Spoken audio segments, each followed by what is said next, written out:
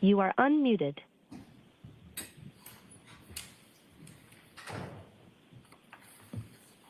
Julie, you set this up. Thank you. Plug it in for me. I need to see that flash drive. Now we'll Here, I need my mouse too.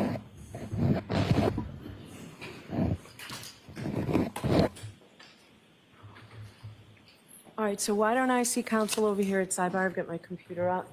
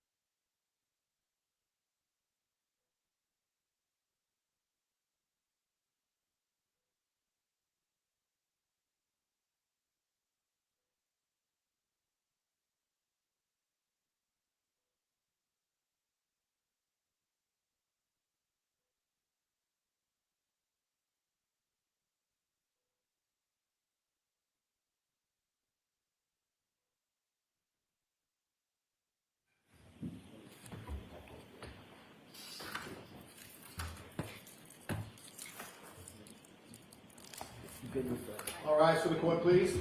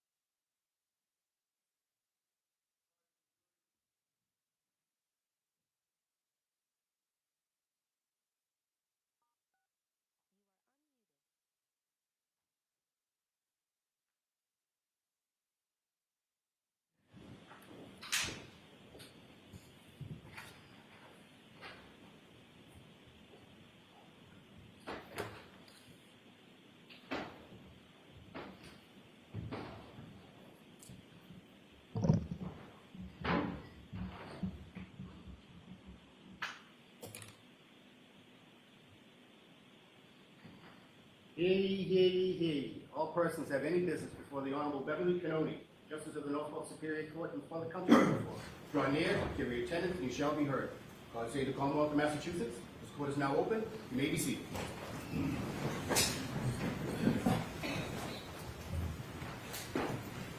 Good morning, jurors.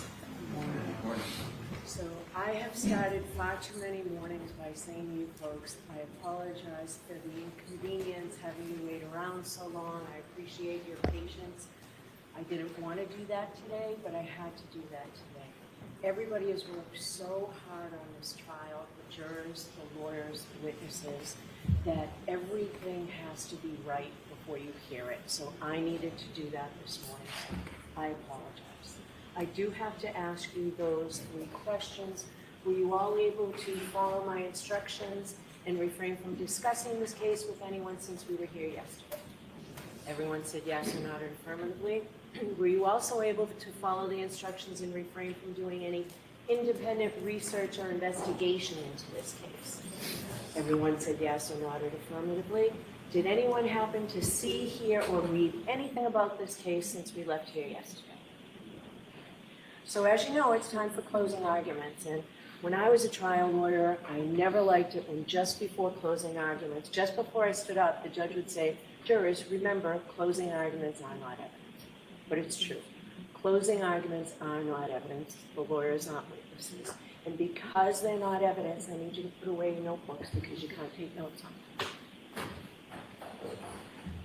But the reason it used to bother me is because I sensed that it made it sound like they're less important than anything else in the trial, and they're not. They're certainly a very important part of the case. And we've all noticed that you've paid very close attention to this case, and we know that you'll do the same to the closing arguments. A couple of things I want to say, and you'll hear more about this in greater detail when I give you the charge. First is, you folks are the fact finders. So it's what you find from the testimony, your memory of the testimony. This has been a long trial, but your memory of the testimony, not the lawyers and not mine. So if the lawyers or I say anything that doesn't square with your memory, it's your memory that serves. Secondly, there are very important constitutional rights that I hope that you understand, or constitutional concepts that you need to understand. First, again, the burden of proof in this case is proof beyond a reasonable doubt and to a moral certainty. And the Commonwealth bears the burden of proof. Right? The burden of proof is on the Commonwealth to prove beyond a reasonable doubt and to a moral certainty. And because of that, in Massachusetts, because the Commonwealth has the burden of proof, the Commonwealth goes last in closing arguments.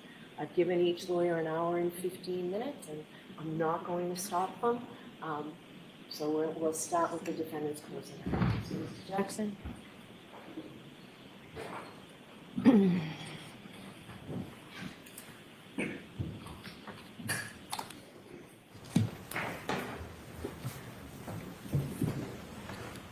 There was no collision.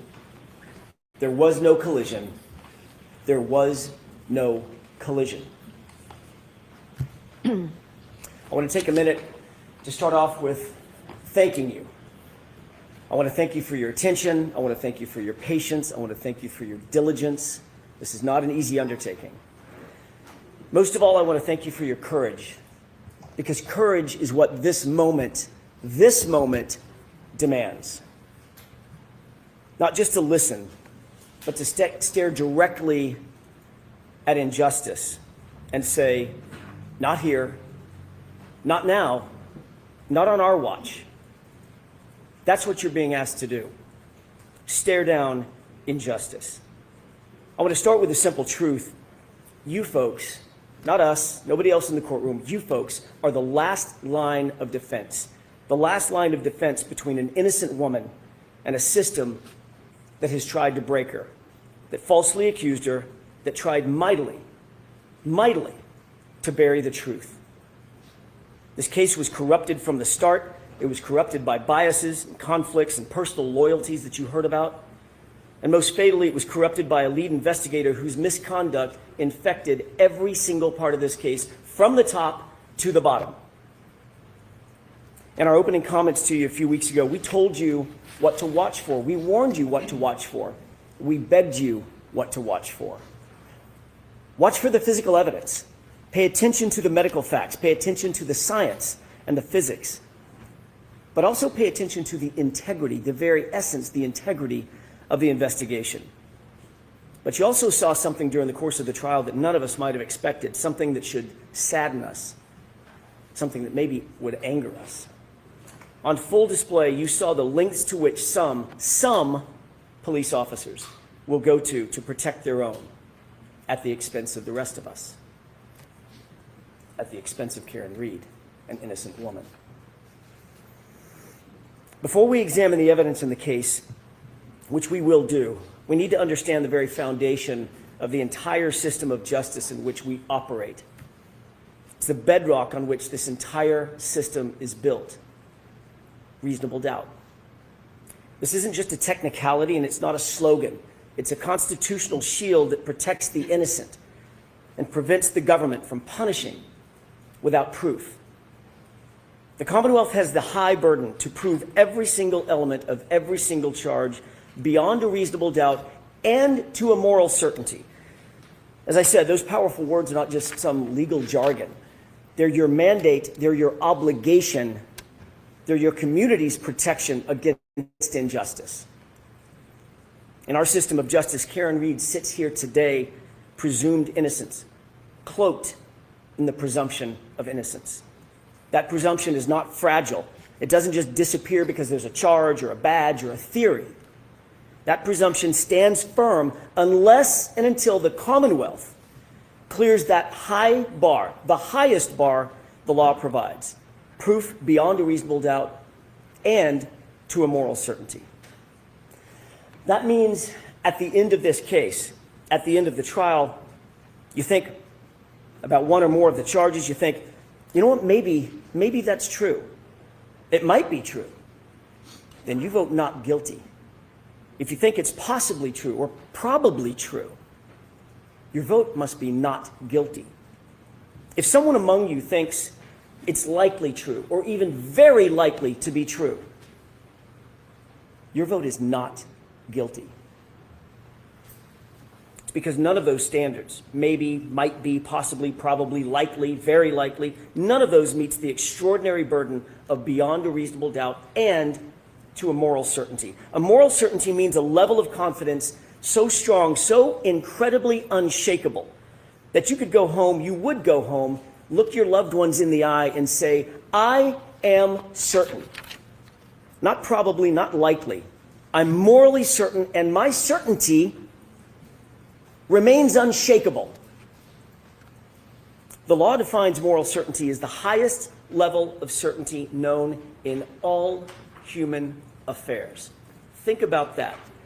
You must be that certain about the entirety, not part of, the entirety of the Commonwealth's case. As we discuss this case, you'll see that the Commonwealth comes nowhere near, nowhere close to reaching that extreme burden of proof. Ladies and gentlemen, on January 28th, 2022, it was a Friday night. John O'Keefe and Karen Reed made plans to meet up with friends, go out for drinks. You saw through video evidence and eyewitnesses that they were affectionate, they were loving, they were in good spirits throughout that evening. They started off at C.F. McCarthy's, which you've heard about, and eventually made their way over to the Waterfall Bar and Grill.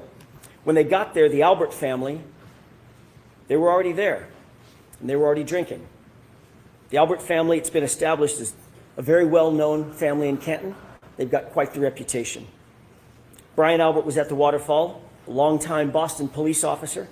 His wife, Nicole Albert, was there. She was with him. His brother, Chris Albert, who was a Canton board selectman, he was there. His wife, Julie Albert, their daughter, Caitlin, and his sister-in-law, Jennifer McCabe, whom you met, and her husband, Matthew McCabe, whom you did not meet. They were all there drinking before John and before Karen ever arrived. But also present at the Waterfall that night was Brian Albert's friend, Brian Higgins. We know that he had a romantic design on Karen. That becomes an incredibly important fact as we discuss the facts of this case. As the bar was closing around midnight, the Alberts invited everybody back to their house. They wanted to keep the night going. But the evidence revealed something interesting, that the invitation to John O'Keefe appears to have been for a different reason, an alternate reason. Think about the video of Brian Higgins and what Michael Proctor in his investigation completely and utterly ignored. Higgins was agitated after a day of drinking, agitated that it was John and not Karen, John with Karen, not him. Recall that ominous text that he sent to Karen with her and John standing just feet away. Well? He got no response. And then we see this.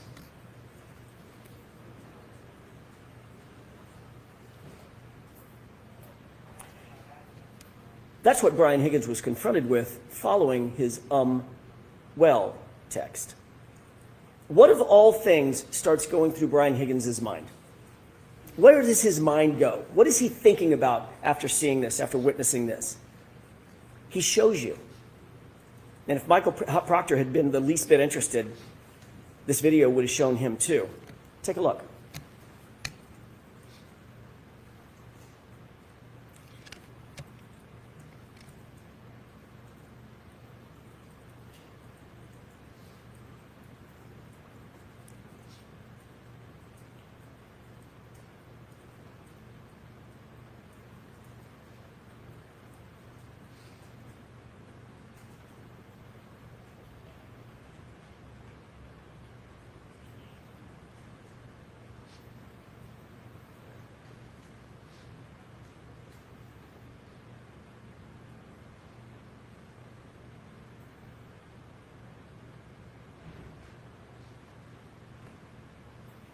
Sparring, practicing, fighting techniques.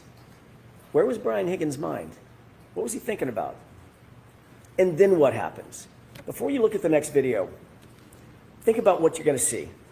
This next video is after he sees John kiss Karen on the forehead, after he sends that aggressive text to Karen with her standing just feet away. Watch closely, and this is what you're going to see. This is what Michael Proctor in his investigation completely ignored. Higgins is very clearly upset. He's agitated. Chris Albert tries to control him, tries to talk to him, calm him down perhaps. Chris forcefully grabs Higgins' arm. You'll see that in the video that you're about to watch. It appears that Chris is trying to calm him down from something. Brian Albert's standing right there with the other two men, but Brian Higgins is having none of it. He appears to be hyper-focused on one person and one person only, John O'Keefe. In an instant, Higgins angrily jerks his arm away from Chris. Higgins rubs his brow, and he directly gestures at John. A gesture that looks a lot like, let's step outside. Let's go outside.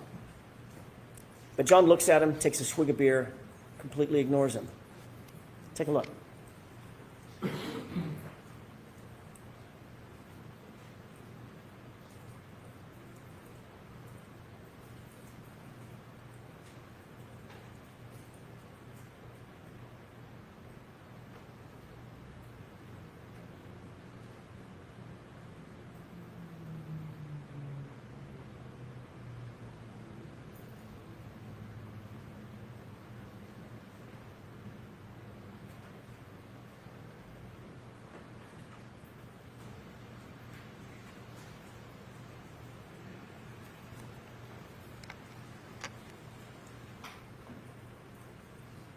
Michael Proctor, the lead investigator in this case, had all this footage, but he did nothing. He had access to the exact same thing that you saw.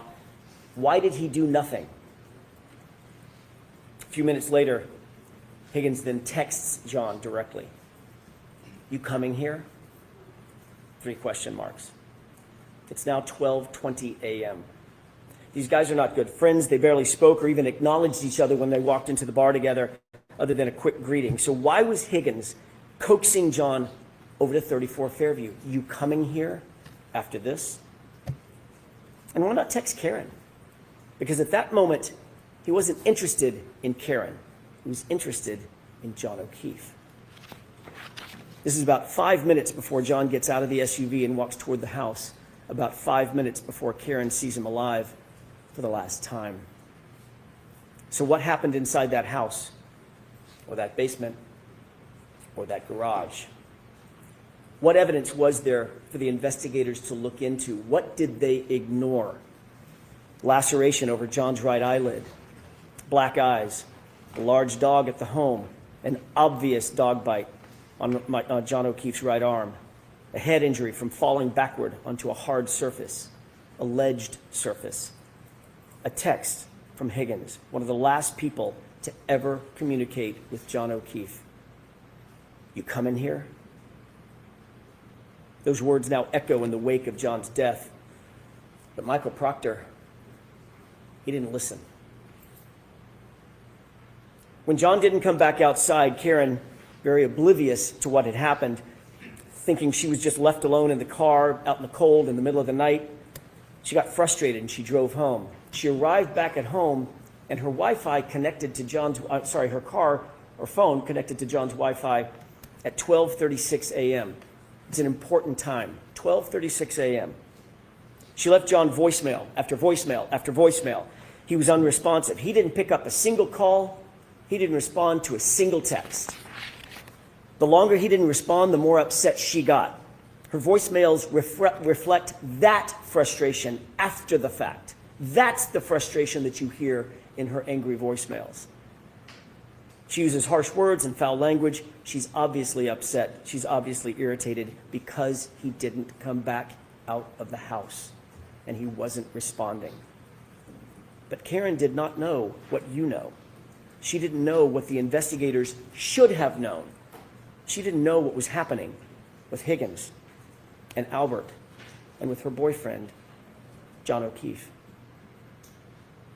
When he didn't come home at about 5 a.m., Karen went looking for him in a panic. As you know, her worst fears were realized when she found John beaten, battered, bloody, and left in the snow in Brian Albert's front lawn.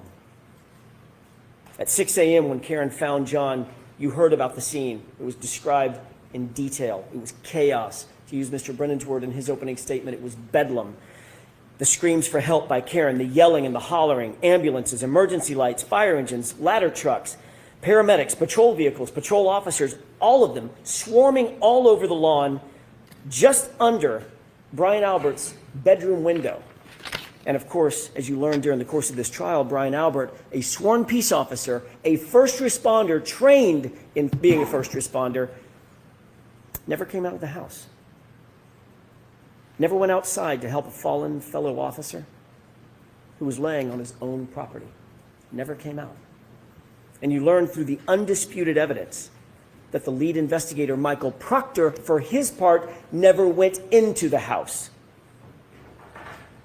The Commonwealth has struggled to try to prove that John O'Keefe ended up in Brian Albert's front lawn because he was struck by a vehicle. They have failed. They cannot and they will not ever be able to prove that John was struck by a vehicle beyond a reasonable doubt and to a moral certainty, because the science does not lie, the medical evidence does not lie, the physics do not lie. Their investigation was flawed from the start because their investigator was corrupted from the start by bias, personal loyalties. Folks, they cannot prove a collision. John O'Keefe was not hit by a car. There was no collision. So let's start there. I want to take a minute to discuss the actual science, the actual physics, and the actual medical evidence that was presented in this case. The science, it's an old saying, is known as the silent witness. It doesn't lie, it doesn't forget, and notably, it doesn't take sides. If there was no collision, what are we doing here? In order for there to be a collision, there has to have been an impact site. The vehicle had to have struck John, period.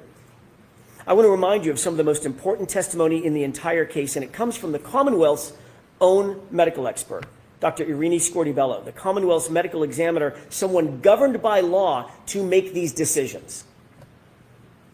We know that a person struck by a vehicle suffers massive trauma, broken bones, fractures, soft tissue damage, torn ligaments, contusions, soft tissue injury, severe tissue injury, crushing blows. None of that was present with John. None of it. Not anywhere on his body, including his right arm. Not one bruise. Nothing.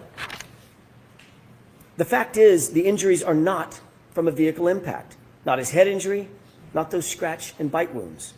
Not a single medical expert, think about this, not a single medical expert called by the defense or called by the Commonwealth has testified that John was hit by a car. Not one. Think about the irony. Not one.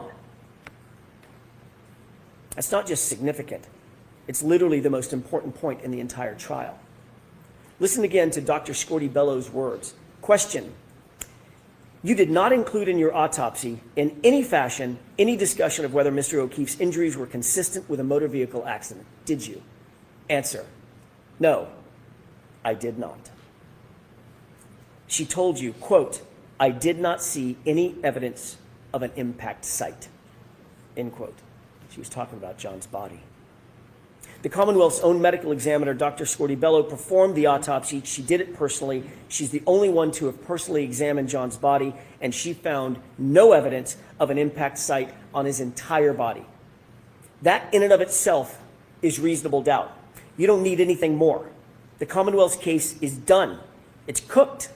Their own experts said there is no evidence of a collision, no evidence of an impact. If you want to know what an impact looks like, take a look at this. This is what a body looks like after being struck by a car at 25 miles an hour. And this is what a car looks like after hitting a person at 25 miles an hour. These are exhibits from Dr. Welcher, the Commonwealth's expert. John didn't even have a bruise. Make no mistake, Dr. Scorti-Bello was presented with the Commonwealth's theory of the case, the same case that you've been presented with, and she refused to conclude that John's death was a homicide. She flatly refused to conclude that there was a collision. And you know who agrees with that? That silent witness, the science, the physics, the data. Dr. Wolf and Dr. Rentschler, you just met them recently. They explained they were not initially hired by the defense. They were asked by another agency to conduct their analysis. They looked at the evidence from both sides, not taking a side for the defense or the Commonwealth, completely independent. They looked at the damage to the SUV on the one side of the coin. They looked at the injuries to John O'Keefe on the other side of the coin. Both PhDs, both engineers determined there was no collision. I'm not saying it. The science says it. That SUV's taillight was not damaged by striking an arm, and John was not struck by a 6,000-pound SUV. Period. Full stop. Dr. Dan Wolf did the testing on the taillight. Actual testing, not some ridiculous blue paint kindergarten project. He did lab testing. He did field testing. He did data testing. Actual impact force analyses. In every single test at every single speed, the taillight damage was inconsistent with striking an arm. In every test, the taillight damage was inconsistent with damaging the shirt, the sweatshirt. Remember that severe internal damage to Karen Reed's taillight. Not just the outer lens. The internal diffusers were completely smashed, completely shattered. ARCA testing established that all the internal components of every single test taillight, especially the diffusers, remained completely intact. Conversely, on Karen's taillight, the diffusers were almost completely gone. Folks, understand something. If any part of that diffuser portion of the taillight is broken, there is no light. It doesn't illuminate at all. It's just black. Let's take a look at a couple of photos. At 5:07 a.m. at One Meadows, that's the photograph on the left. What do you notice about the right taillight? It's completely illuminated. Later, at 4:12 in the afternoon, photograph on the right, it's lit up. How can that be? How can that be if the Commonwealth claims that those diffusers, the portion that lights up the light, were already scattered all over 34 Fairview? That's their theory. But don't believe your lying eyes. The taillight's completely lit up. That would be impossible. Dr. Andrew Rinchler, a PhD, a biomechanist, explained that at those speeds, the other side of that coin, John's arm would be basically destroyed. Contusions, swelling, torn ligaments, hyperextensions, dislocation of joints and bones, fractured, broken, and shattered. But as you know, John's arm was pristine, save those dog and claw bites. He didn't even have a bruise. Think about this. Think about that photo of those x-rays as you deliberate. You can manipulate a taillight fragment. That's not that hard. You can't manipulate a bruise. If they claimed the car was going fast enough to shatter the taillight and shatter the diffusers, then it was also going fast enough to destroy and shatter John's arm, and it simply did not. How do they square that? They don't, and they can't. So they spent nearly $400,000 of taxpayer money to hire someone to dress up and look like John and paint his arm blue, which told you exactly nothing. The ARCA testing, conversely, also established that it is impossible for John's sweatshirt sleeve to be damaged by an impact with the taillight. The Commonwealth's theory is that the sleeve of John's hoodie sweatshirt was damaged by flying shards of taillight slicing through the shirt and through John's arm. I have 3 questions. Number 1, John's arm had about 36 abrasions. How did 36 shards of acrylic go through 9 tiny little puncture holes? How'd that happen? Somebody needs to answer that. Number 2, why are there no slices or cuts in the hoodie? All the defects are punctures. Punctures that you might get from, say, I don't know, canine teeth. And number 3, if the shards cut bloody gouges into John's arm, that's their theory, why is there no blood, no skin, no tissue on a single shard of taillight that they claim came in contact with John's arm? The Commonwealth cannot answer a single one of those questions because John's arm was not impacted by the taillight. It doesn't make sense simply because it didn't happen. Compare and contrast the ARCA experts and their actual testing to Judd Welcher. He came to you in the Commonwealth's case in chief, and he told you that for the better part of $500,000, he'd come in and testify that John was tall enough to touch the taillight with his elbow. That's it. And even in that basic demonstration, he had to lean in to manipulate it, to get the results that he wanted. Dr. Welcher then claimed that the reason he didn't do the reconstruction, the actual testing, think about what he said. There isn't enough evidence to determine what happened. I beg your pardon? What happens when there isn't enough evidence, in his words? You vote not guilty. That's what happens. That's out of his mouth, not mine. The Commonwealth also used the same company, Aperture, to try to establish a time of a collision that never occurred. The Commonwealth called Shannon Burgess, the supposed expert from Aperture. There is a cardinal sin for experts, folks, a cardinal sin. It's called confirmation bias. It's when you decide to change your opinion to fit a theory. The most important takeaway from Shannon Burgess' testimony was how brazen, how shameless he was in trying to change the data to try to suit the Commonwealth. Remember Mr. Brennan's opening statement. He made some promises to you. He said, this case is about the data. He stressed it over and over again. They've had 3.5 years to get this right. The Commonwealth has had this case for 3.5 years to get it right. So his top expert, Dr. Welcher, prepares a report. And that report says that John O'Keefe was struck by Karen Reed's SUV at 12:31:38. Note that time, 12:31:38. He was struck, he was immediately incapacitated, he was immediately unconscious. So says Judd Welcher and the Commonwealth's theory. But there was a huge, huge problem with that. And somewhere in the middle of trial, somebody must have realized it.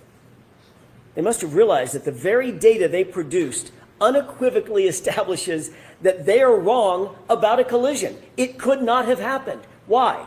Because John was interacting with his phone after 12:31:38. Remember, the collision immediately incapacitating. How could he be interacting with his phone afterward? He was on his phone, opening his phone, checking his phone, reading texts on his phone, and locking his phone, all of it after 12:31:38, which is the time Welcher clocked for the moment of the impact. And he was taking steps and walking with that phone after 12:31:38 also.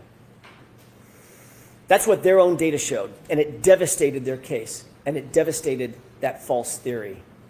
There must have been panic, I'm guessing, in the room. What do we do now? The data shows John wasn't struck by the car. What do we do? Enter Shannon Burgess. Question: can you believe him? Can you believe Mr. Burgess? He came up with a brand new story right in the middle of trial. You might ask yourself, would an expert actually say something he knows not to be true? Would an expert actually say something he knows is not supported by fact?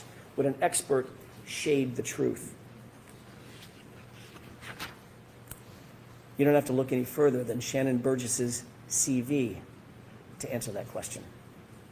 That was a shame. Even with the pull and push and stretch and manipulation of the time data that Mr. Burgess came in here and told you about, it still shows that John O'Keefe was very much alive and walking around after they claim he was hit and incapacitated. Think about that.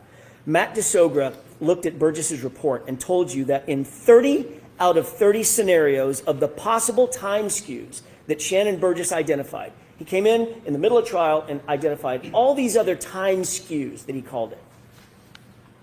In every single scenario, John was alive and walking after they said he was hit. And that's a problem for them because there was no collision. Just look at Mr. Whiffen's data, Ian Whiffen. John O'Keefe took 31 steps at a steady rate, about 83 feet, and then think about this, in a westerly direction. That would be right toward the house. Remember, it's 78 feet to that garage door. That's not a coincidence. The Commonwealth's witnesses, or the Commonwealth's witness, Mr. Ian Whiffen himself conceded that he has reasonable doubts about the accuracy of John's location data. You remember that question and answer on cross-examination by Mr. Alessi. Do you have doubts? I do. Are those doubts reasonable? They are. And remember, it's still the Commonwealth's burden.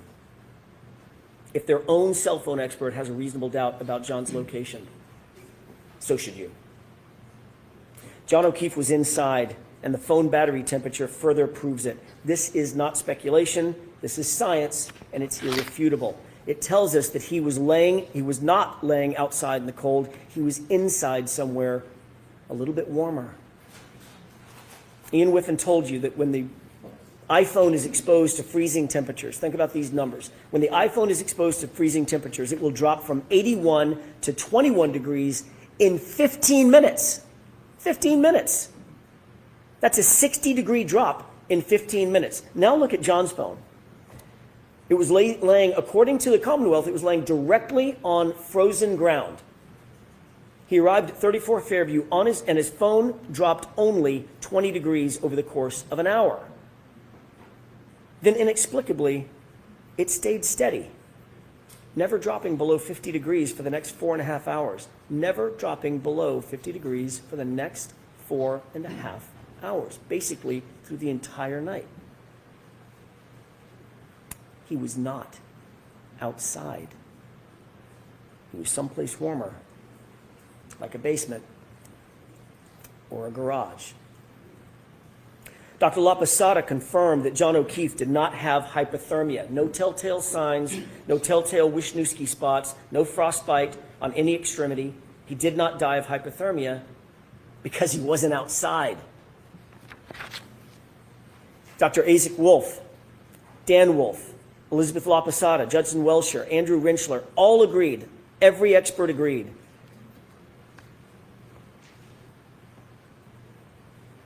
This is how John O'Keefe died.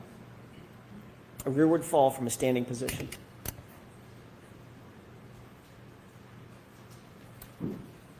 What could make you fall straight back like that? Let's just think about that for a second. What could make you fall from a standing position as Judd Welcher just showed us? Standing up, falling straight back. Add a laceration to the right eye consistent with a fist or a punch, and you've got your answer. He certainly didn't sustain that wound on the back of his head by falling backwards onto a lawn. Dr. La Posada told you that the patterned injury on the back of John's head could only be produced by hitting a hard, ridged, or ledged surface, like a concrete stair or step. What's just through that garage door? Michael Proctor never stepped down in that garage to find out. What a shame. And look at the arm. Just look at John's arm. You don't need the top experts in the country, but you had them. You don't need the top medical minds on the planet on this issue, but you had them. These are dog bites and scratches. These are animal wounds. Not one witness has been called in their trial. Not one. 8 weeks and counting. Not one witness who actually disputes that John O'Keefe's arm injuries are from a dog. The Commonwealth could not find a single medical expert, a single medical witness who would come in here and tell you those are inconsistent with a dog bite or a scratch. And it's equally clear that there was no collision. Dr. La Posada told you in probably the clearest voice in the entire trial. You remember her testimony. He didn't get hit by a car, in her words. He just didn't get hit by a car. You remember the question that was posed by Mr. Brennan, did you consider the speed of the vehicle? And she said, speed didn't matter because he didn't get hit by a car. She repeated it 3 times because it's true, not just because she says so, but because the medical evidence proves it. The medical science proves it. There was no collision. Dr. Rinchler told you unequivocally and just as firmly he didn't get hit by a car. The Commonwealth has not met their burden. They cannot meet their burden. The Commonwealth hasn't called a single medical professional, not one, to testify that John's wounds came from being hit by a car. Not Dr. Scorti-Bello, not Dr. Isaac Wolf. Contrast that with the caliber and the quality of the experts who came in here to tell you what is obvious to anyone with common sense. Those wounds on his right arm are from a dog. This was not an oversight by the Commonwealth. It's just that there is no one out there. No matter how big a check you write, there's not a medical expert who's going to disagree with that.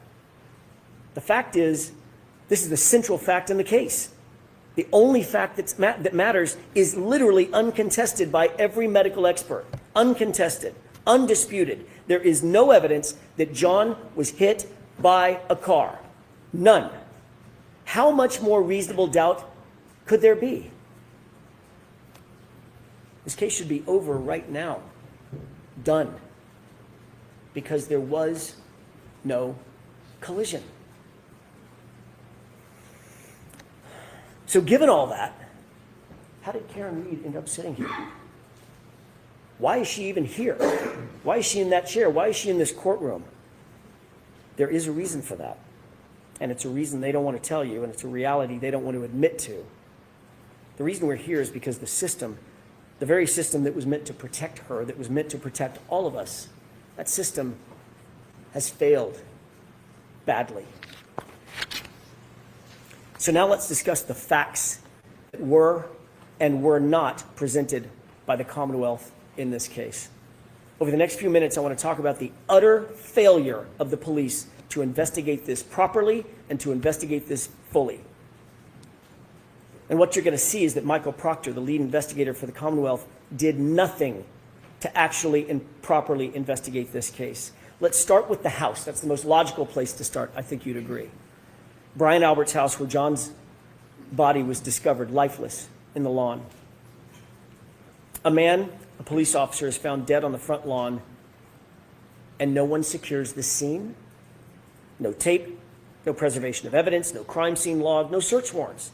No consent searches, no photographs of the house interior. They didn't treat the house as a crime scene, and shamefully, they didn't even treat the yard as a crime scene. The lame excuse offered by retired Lieutenant Gallagher, it was really cold and windy, and I didn't know if there was a crime that had been committed. What? You didn't know that a crime had potentially been committed? You have a man laying dead in the yard, and here are the undisputed facts that those officers were confronted with. Black eyes.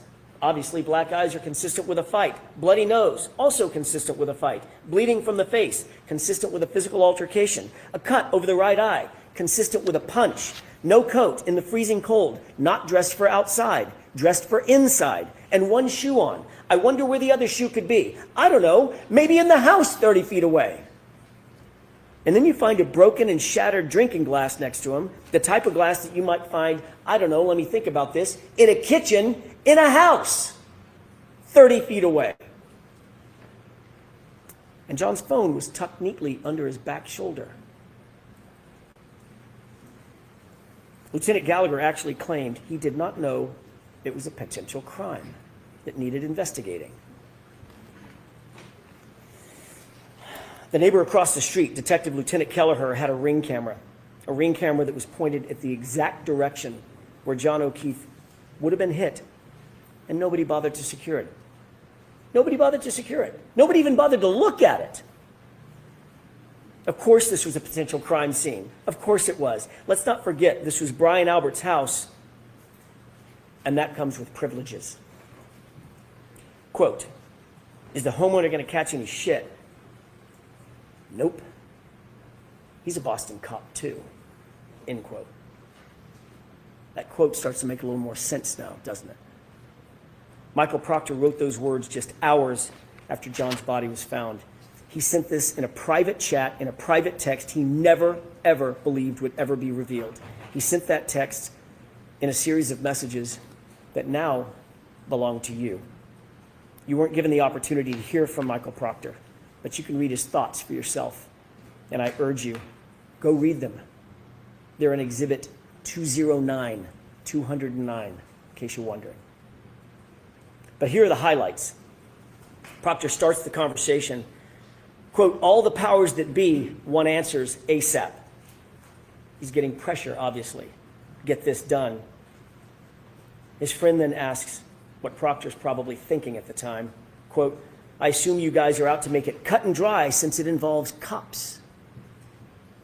Something stinks. And Proctor responds, yeah, to the something stinks. And then he goes on, but there will be some serious charges brought on the girl. Think about that. Hours into this investigation, there will be some serious charges brought on the girl. She's a whack job cunt. Yeah, she's a babe. Weird Fall River accent, though. No ass. No ass bitch. She's got a leaky balloon knot. Leaks poo.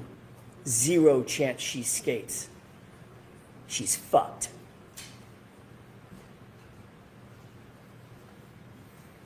And up to this point, Michael Proctor had done zero investigation. Nothing. Save talked to a grand total of 3 people, all of whom were named Albert or McCabe. That's it. And this was his mindset. This is the same lead investigator who sent the group chats that you heard about with Sergeant Buchnick. Late night, sitting at his office, rifling through Karen's phone, bragging about looking for naked pictures of her. That text wasn't sent to his buddies or his friends. That text was sent to his supervisors at the Massachusetts State Police, for God's sake. And what was their response? Sergeant Buchanan liked this conduct with a big old thumbs up. He encouraged it. Ladies and gentlemen, a lead investigator is every investigator is supposed to be objective, an objective fact finder. No bias, no agenda. Michael Proctor went far beyond just insulting Karen Reed. He dehumanized this woman. He betrayed her as a human being. He was fired for this blatant bias. If the Massachusetts State Police can't trust him, how can you trust him with this investigation and with your verdict? And with Karen Reed's life? The lead investigator in a murder trial was never called to testify. Think about that. That should stop you in your tracks. Wouldn't you want to hear from Michael Proctor? Wouldn't you want to hear from the lead investigator in the case? Don't you have questions? The Commonwealth did not present their own lead investigator to the jury, the very jury who is charged with judging the investigation. Michael Proctor clearly is radioactive, and the Commonwealth stayed away from it. Michael Proctor is no longer a Massachusetts State Police officer. He wasn't transferred. He didn't go on sabbatical. He didn't retire. He didn't resign. He was fired. He was terminated for cause. The Massachusetts State Police investigated him, found him guilty of dishonorable conduct, not just for those text messages, folks, for sharing confidential information with witnesses, and for bias. Not just any bias, bias in this case. Fired. This is the man who touched every single piece of important evidence in this case. All the evidence that was brought before you in this trial went through his hands one way or another. The shirts, the shards. Remember that when Mr. Brennan gets up and gives his closing argument. The shirts, the shards, all in Michael Proctor's possession. Mr. Brennan and the Commonwealth, I think, have pinned their hopes on some microscopic pieces of, or close to microscopic pieces of plastic that were claimed to have been scraped from the hoodie several months after the fact. What he failed to ask every single every single witness, is who had access to that shirt and who had access to those taillight fragments, and the answer is it was Michael Proctor. Not for days, not for weeks, for months on end, for months unaccounted for, before they were submitted to the crime lab, before they were ever scraped. Just go look at the chain of custody documents. You've got them. Why didn't Michael Proctor give those clothes to Maureen Hartnett with the crime lab when she was at Canton PD just days after the fact to receive those Solo cups? Remember that? Just a few days later, she was there. She drove up. She did the driving to take the Solo cups in the grocery bag, which has a ridiculous aspect to it in and of itself as well. Why not just give her the shirts as well? Give her the taillight fragments if any were found at that point. Why hold on to them? What could possibly be a reason? Why wait until March to book those into evidence? Now let's talk about some of the other problems with the Commonwealth's evidence. As I indicated, there was no blood, no skin, no tissue, no DNA found on a single piece or shard of the taillight that the Commonwealth claims cut and sliced into John O'Keefe's arm. Where is that trace evidence? Where is that biological evidence? The DNA. Where is it? They've got nothing. Not a single piece that the Commonwealth wants you to believe cut up John's arm. How is that possible? It's not possible. The only way it's possible is if those shards never touched his arm. Because it was a dog. Oh, and the one sample of DNA that they did find, by the way, was found on the outer, smooth part of the housing. Not any shard. It was the outer, smooth part of the housing. Nothing that they claim actually came in contact with John O'Keefe. Number two, that sample had DNA of two other men, two other unidentified males. That tells you that that DNA had nothing to do with a car strike. That DNA would be expected to be, John's DNA would be expected to be all over that car. Inside, outside, he had access to that car for months and months and months. He was in and out of it all the time. Show me some blood, then we'll talk. They can't, and they won't because it doesn't exist. That SUV never hit John. The hair found on the bumper. The Commonwealth really stretched its own credibility on this one. That magic little hair on the SUV supposedly survived a 37-mile drive in 47-mile-an-hour winds. But that little magic hair just clung there, just hung on. That same hair that moved in between photos in the Sallyport.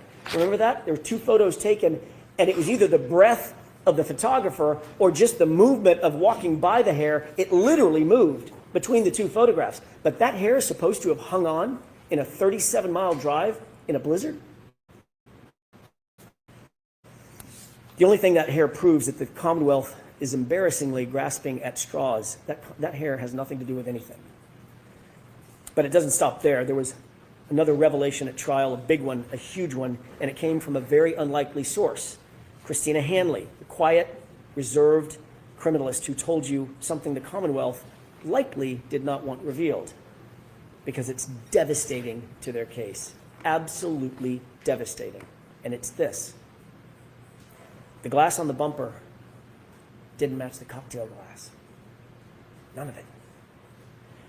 Remember, February 11th, Michael Proctor, without any other person with him, no witness, no supervisor, no other person with him, claims to have found a single piece of glass at the scene. February 11th, single piece of glass, Michael Proctor. Keep that in mind. Interestingly, the glass on the bumper that didn't match the cocktail glass, one piece did match one other thing. The Proctor glass. Those two go together. The only two things that go together from that bumper are the Proctor glass. We know that there's no glass in the taillight. We know that nothing else was shattered on the vehicle. Therefore, that glass had to be placed there. Didn't come from a crash. Didn't come from a cocktail glass. So how did it get sprinkled on the back of the bumper? Whose proverbial fingerprints are on that glass on the bumper? The only thing it matched was Michael Proctor. What about the Ford Edge and that snowplow driver, Brian Loughran? He observed that Ford Edge parked outside Brian Albert's house at 3:30 a.m.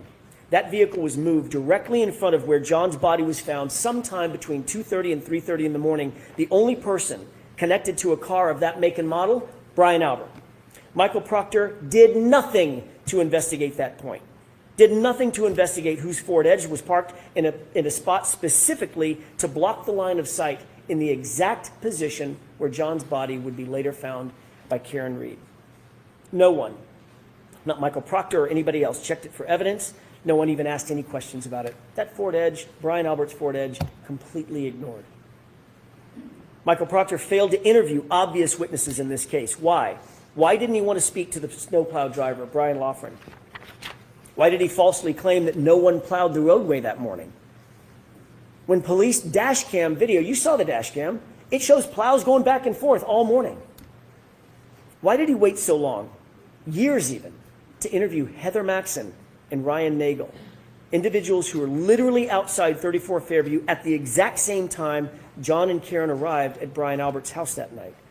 Brian Loughran, had he been investigated or interviewed, would have told Michael Proctor that he drove past the lawn multiple times on January 29th, and there was no body on the lawn.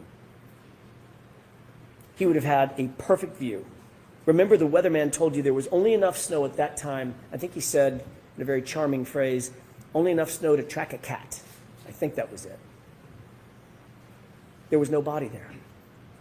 Heather Maxson and Ryan Nagel would have told him that they arrived at 34 Fairview shortly after Karen and John pulled up behind them, and they would have told Michael Proctor, at least Heather would have told Michael Proctor, that when she left 10 minutes later, she drove past the SUV and observed Karen Reed in the driver's side, dome light on, passenger seat empty. So where was John? He wasn't outside, wasn't sitting down, wasn't laying down. There's only one place he could be. We could all say it together if you could talk with me. He was in the house. But Michael Proctor did not want to have those answers. He did not want to have to disclose those answers. He didn't want the truth.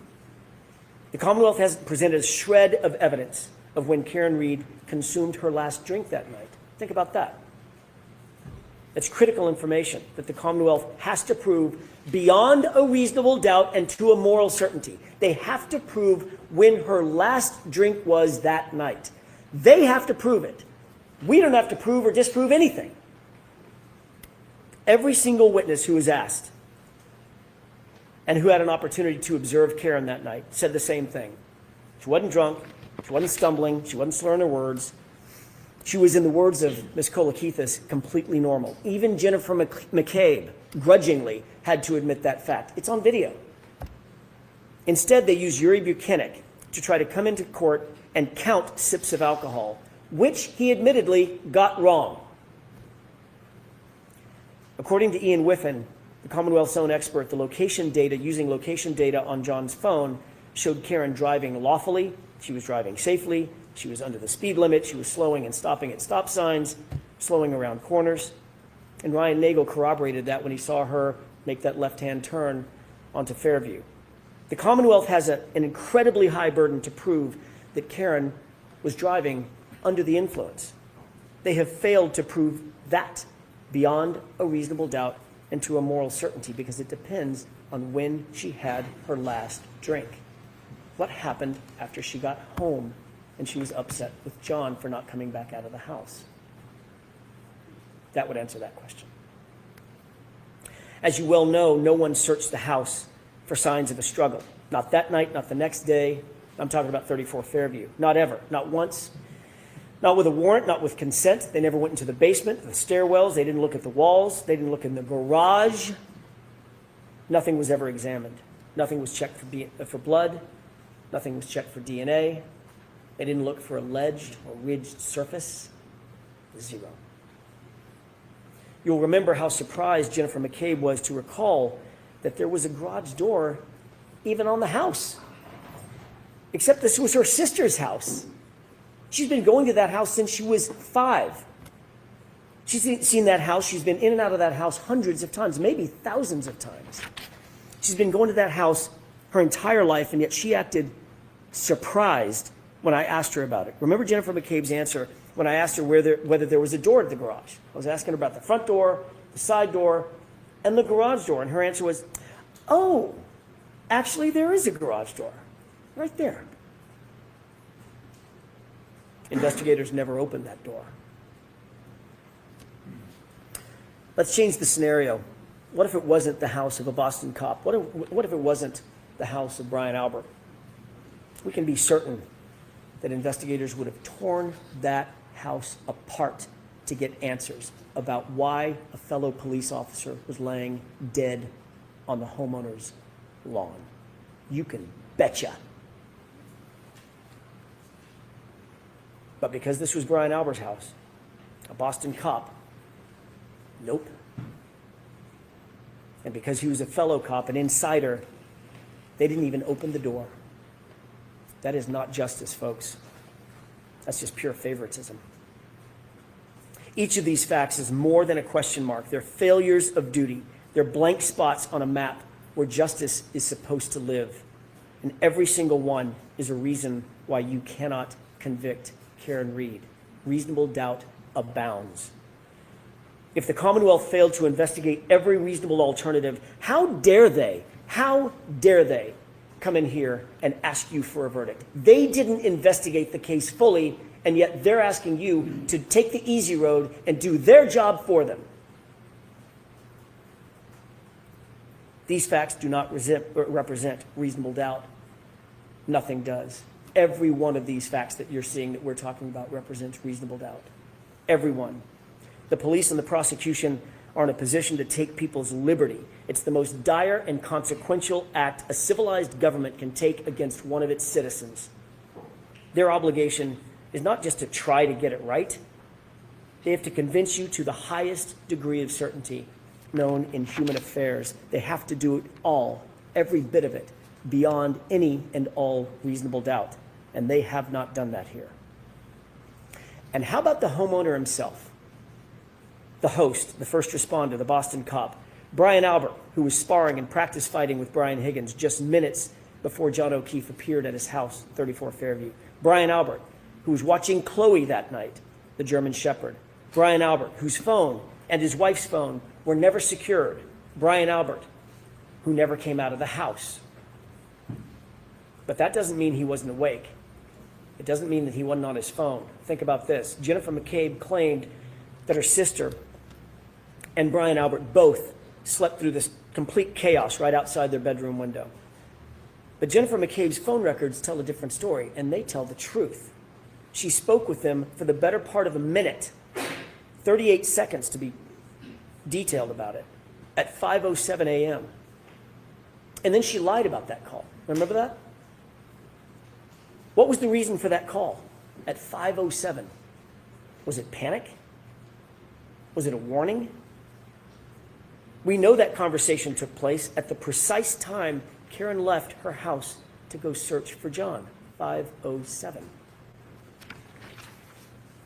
We could answer those questions if we just had access to their phones. Brian Albert, Brian Higgins. But Michael Proctor wasn't interested in their phones. Not only did he not secure their phones, he never even asked. And what about Brian Albert's dog, Chloe? A dog with a history. A dog that is, quote, not good with strangers. Dr. Russell confirmed that John's patterned injuries were from a dog, just like the dog Brian Albert owned. And then Chloe just disappeared. Not there the next morning. None of the officers that you heard from said that there was a dog in the house. They didn't see her. She was just gone. And then ultimately gotten rid of altogether. Who gets rid of their family pet?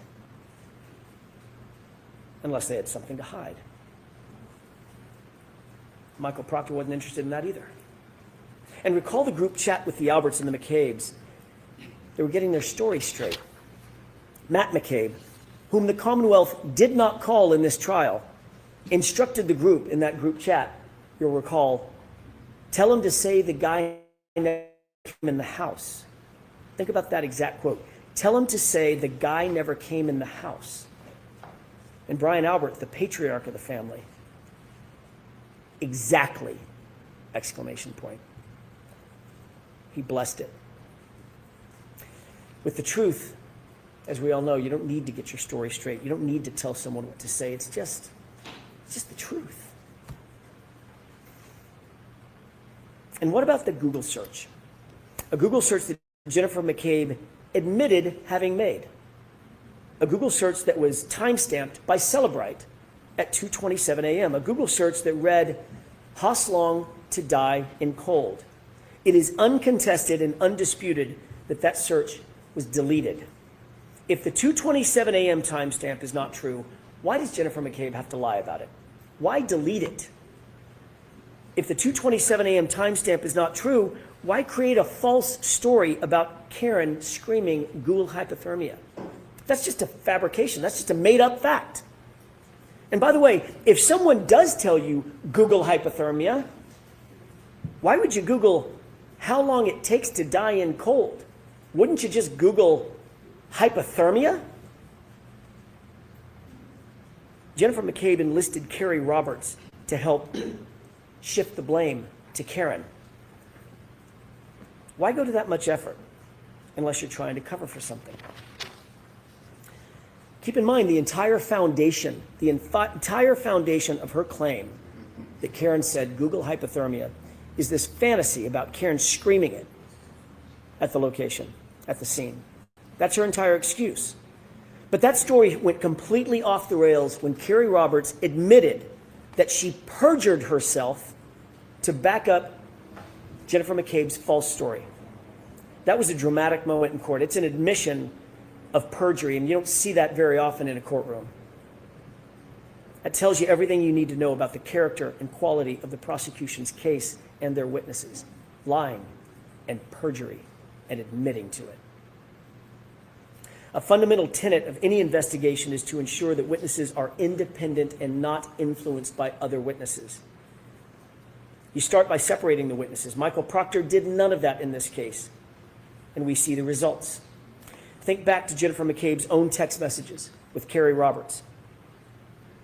About Carrie Roberts, not with Carrie Roberts, notably. What Carrie Roberts didn't know was at the time she was being interviewed by the police, Jennifer McCabe was, in real time, she was bragging about having influenced Carrie's testimony or her statements. If you guys can hear me on Alberts YouTube, let me know. Quote, she's telling them everything, all the stuff. Remember that timeline that we talked about with Jennifer McCabe? That's what she was referring to.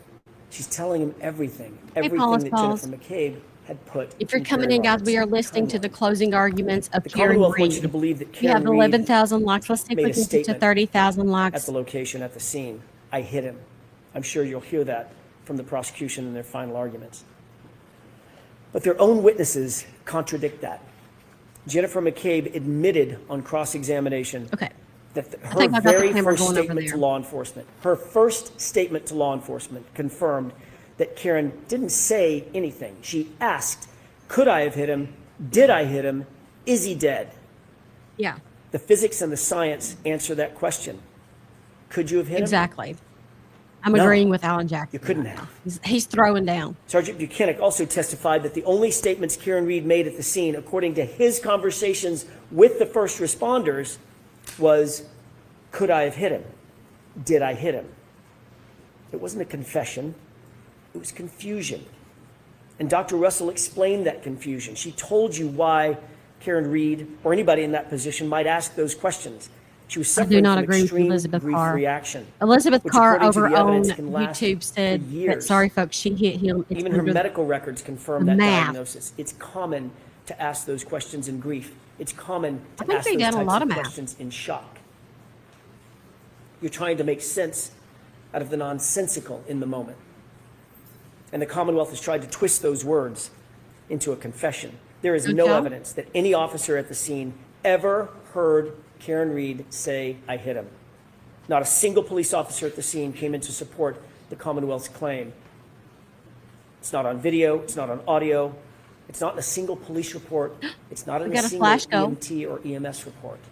Nowhere. 36 donuts. The fact is, Asking Karen for never 36 said, different people "I to hit send him." one donut You apiece. saw the video, multiple officers were right there. She simply never said it. What did Jennifer McCabe do and not do when she got to 34 Fairview? She would have you believe, I want Let's to set the scene go. for you, that she's confronted out of the blue with John O'Keefe's lifeless body. Her friend, John O'Keefe.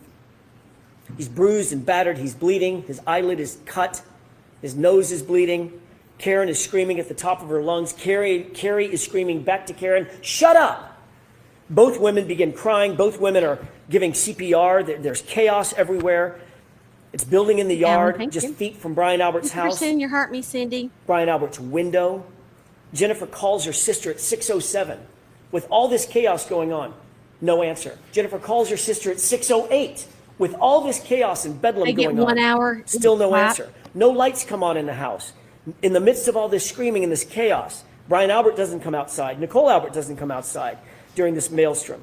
And yet, Jennifer McCabe never goes inside to check on her sister.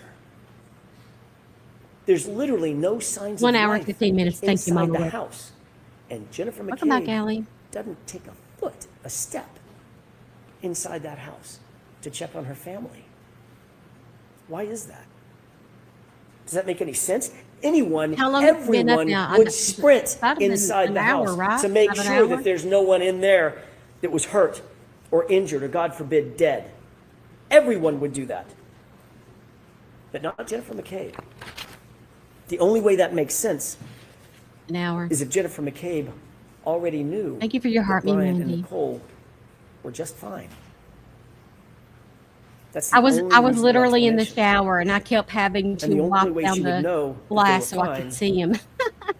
Is if she knew what happened. And then my husband come in there to brush his teeth and I'm saying, hey, But Michael he stood Proctor right in never front of explored it. this incredibly I'm trying to watch. suspicious behavior. While I'm taking a shower, yo. Don't you have questions?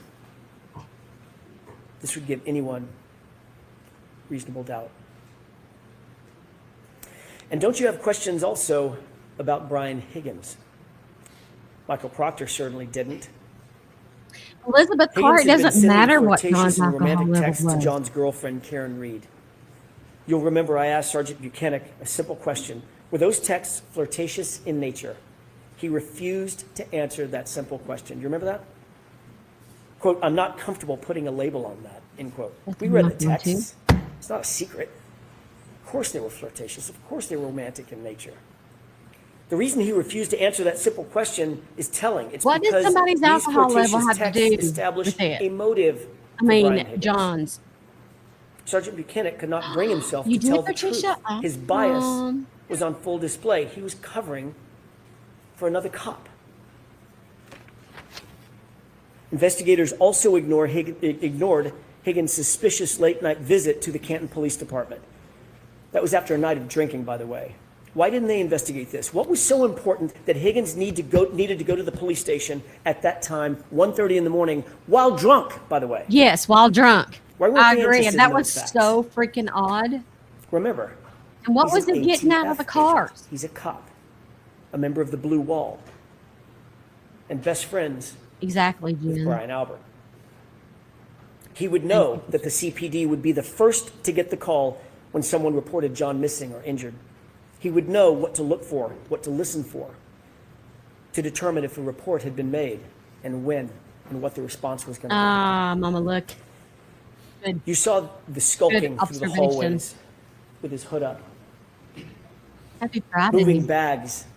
Today's between live cars, goal right now is a and of flash course, goal of that late night mysterious phone call on his cell phone. 36 A phone donuts. you It's a don't flash have, goal. 36 and that you'll never donuts. We have see. 9 of the 36. All of that, and Michael Proctor never gave him a second look. All of that, and the Commonwealth, who's supposed to be after the truth, didn't call him to the stand. If you have any unanswered questions about If Brian you're just joining, Higgins, I am also live That's reasonable on doubt. YouTube. Make sure if you want The to police watch didn't it interview and Brian join the Higgins on January conversation over 29th, there, I'm also 2022, live over there. but he was at the police station. If you are on YouTube and you want to come you over heard to evidence that TikTok, all you have Higgins to do and is come over Chief of and Police search Kenny for Berkowitz, Steph's Case File. also good Thank you, friends, Beast and were in the Beauty. Sallyport Happy together Friday. with the SUV for a, quote, wildly long time. Kelly Dever, another Boston cop, told you that. She also told law enforcement agents that she found it, quote, weird Okay, Jen. that Higgins could have access to that very sensitive evidence, the SUV. Folks, there is never a situation in which a witness, a potential suspect even, should be given access to the evidence in a case. But that's exactly what happened here. Higgins was given unfettered access to that SUV and its taillight nearly immediately, Hey, according Brandy. to Kelly Dever's statement. We're listening to to the law closing enforcement. arguments. I'm nervy. And it was at that exact time, the exact moments that Higgins would be in that Sallyport, that the 42 minutes of the Sallyport video is just missing. It's just gone. Oh, isn't Vanished. that interesting? Just gone. Well, that's What's convenient. up, Pam? Good to see you. Now put in context the condition of that taillight when it was actually seized in Dighton.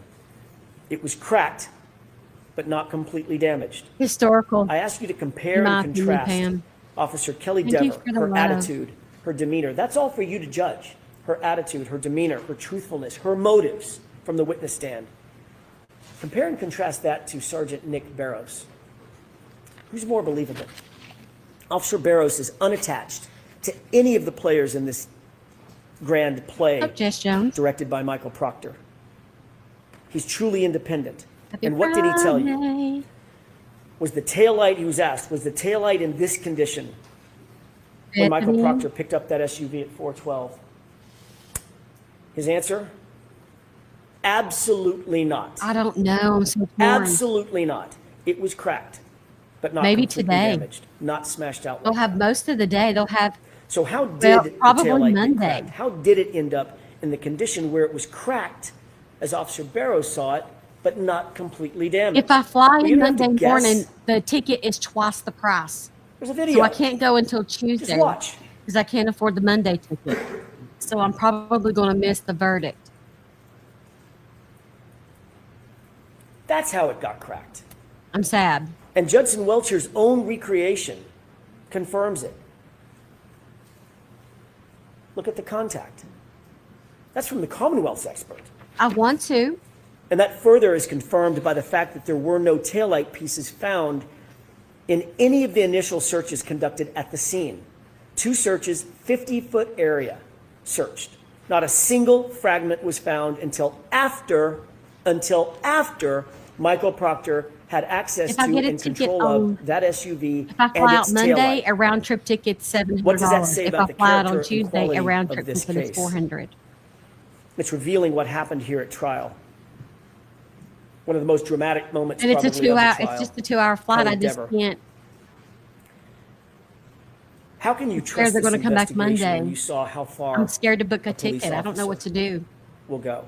You had a front row seat to the power of police manipulation and police corruption. A front row seat. Kelly Dever was interviewed by a separate law enforcement agency, not a friendly department, not Boston Police Department, not Michael Proctor's MSP, a different independent agency. We have She 28,000 told likes those and law 82 enforcement souls in the agents in a room. We are formal listening interview to closing that she arguments saw of the Brian Karen Reed Higgins and trial. Chief Kenneth Keep Berkowitz tapping. Just tapping alone his in the glasses. Sallyport with the SUV. She was detailed, she was clear, she was unequivocal, she remembered the specifics, she recalled how it made her feel, quote, weird. She recalled But then how do I get from the that- place to Boston? how long I would Higgins have to spent rent a car or a take quote, Uber. quote, wildly long time, as she described. These are all incredible details to tell law enforcement. She couldn't have been clearer. She couldn't have been more specific. Oh, But thank then you, Beast. she's put on a witness list Thank you. Yeah. and she's If we, subpoenaed. if we can do it together, I will. by I the will book defense. that Oh boy. and be there Monday. Then this rookie cop was called up to the police commissioner's office, the same commissioner that was the boss of Brian Albert. They have a meeting, a private meeting, and he says, wink, wink, It's nod, historical. I We die. support you. I just want to be there when they Officer say Dever. not guilty. And What else did you was see said all in the that people meeting? on the street today? Nod. What else is reasonable to Complete believe silence doing was this said right in here. that meeting? Did She y'all see claimed that? she couldn't remember. She claimed not to remember if he instructed her to do the right thing. But the commissioner of the Boston Police Department certainly said something to this rookie cop, and all of a sudden, that detailed, unambiguous, unequivocal statement to law enforcement became, what did she say? A false memory. Not I didn't say it. She admitted she said it. She admitted she detailed the entire story. She just said, Alan Jackson's going to It's get a so false many cases memory. from this. what? He's going to be the go-to. So she's called to the commissioner's office to make sure that she would do the right thing. That's why she was called. And now we know what that means. In her words, my entire career depends on what I say here on the stand. I'll quote that again. Quote, my entire career depends on what I say here on the stand. Me too, Bethany. You bet it does. That's how it works. Me too. And that's how we got here. At the end of the day, you have to ask yourself, can you trust the Commonwealth's case? Can you trust their witnesses? Can you trust their evidence? And here are a few of the highlights. A video that was played in a courtroom and sold as accurate. Turns out it was completely inverted, flipped backward, completely false. The test that formed the basis of their entire theory of the case. Watch closely as Dr. Welcher stands as a Free surrogate. Karen Reed. I'm convinced she's innocent, Darla. Look at this dumb blue test. Is that a righteous test? Or is that a manipulation? Dr. Welcher tried to deceive and fool you by leaning into the car, manipulating the results of his own test. When the truth was revealed by Dr. Rentschler, the Commonwealth spent the next Let's see if hour we can get to cross-examining him 50,000 about marks. how that test was meaningless. many It women actually didn't mean jurors? anything. Well, that's convenient now that we realize that it was a manipulated test, and it actually does mean nothing. It didn't represent the theory of the Commonwealth's case. That's what was suggested. That test does not represent the theory of the Commonwealth's case. Really? Then why was Dr. Welcher playing dress-up in John O'Keefe's clothes, or identical clothes to John O'Keefe, when he was holding a glass? Why was he holding the glass right behind the vehicle? Right, and why was he Ken. standing with his right arm oriented So let's to think the right about that rear taillight? statement. If I he don't wasn't think trying either to recreate side the has proven circumstance anything. that is the Commonwealth's Therefore, entire there is theory. a doubt, so they would have to The find her Commonwealth not stood up here with a guilty. straight face and told you they weren't trying to suggest. Remember, that that's not how guilty doesn't John was hit mean by the car. innocent. Of course they were Just trying to means they suggest can't prove it that's their beyond a theory of the reasonable case. doubt.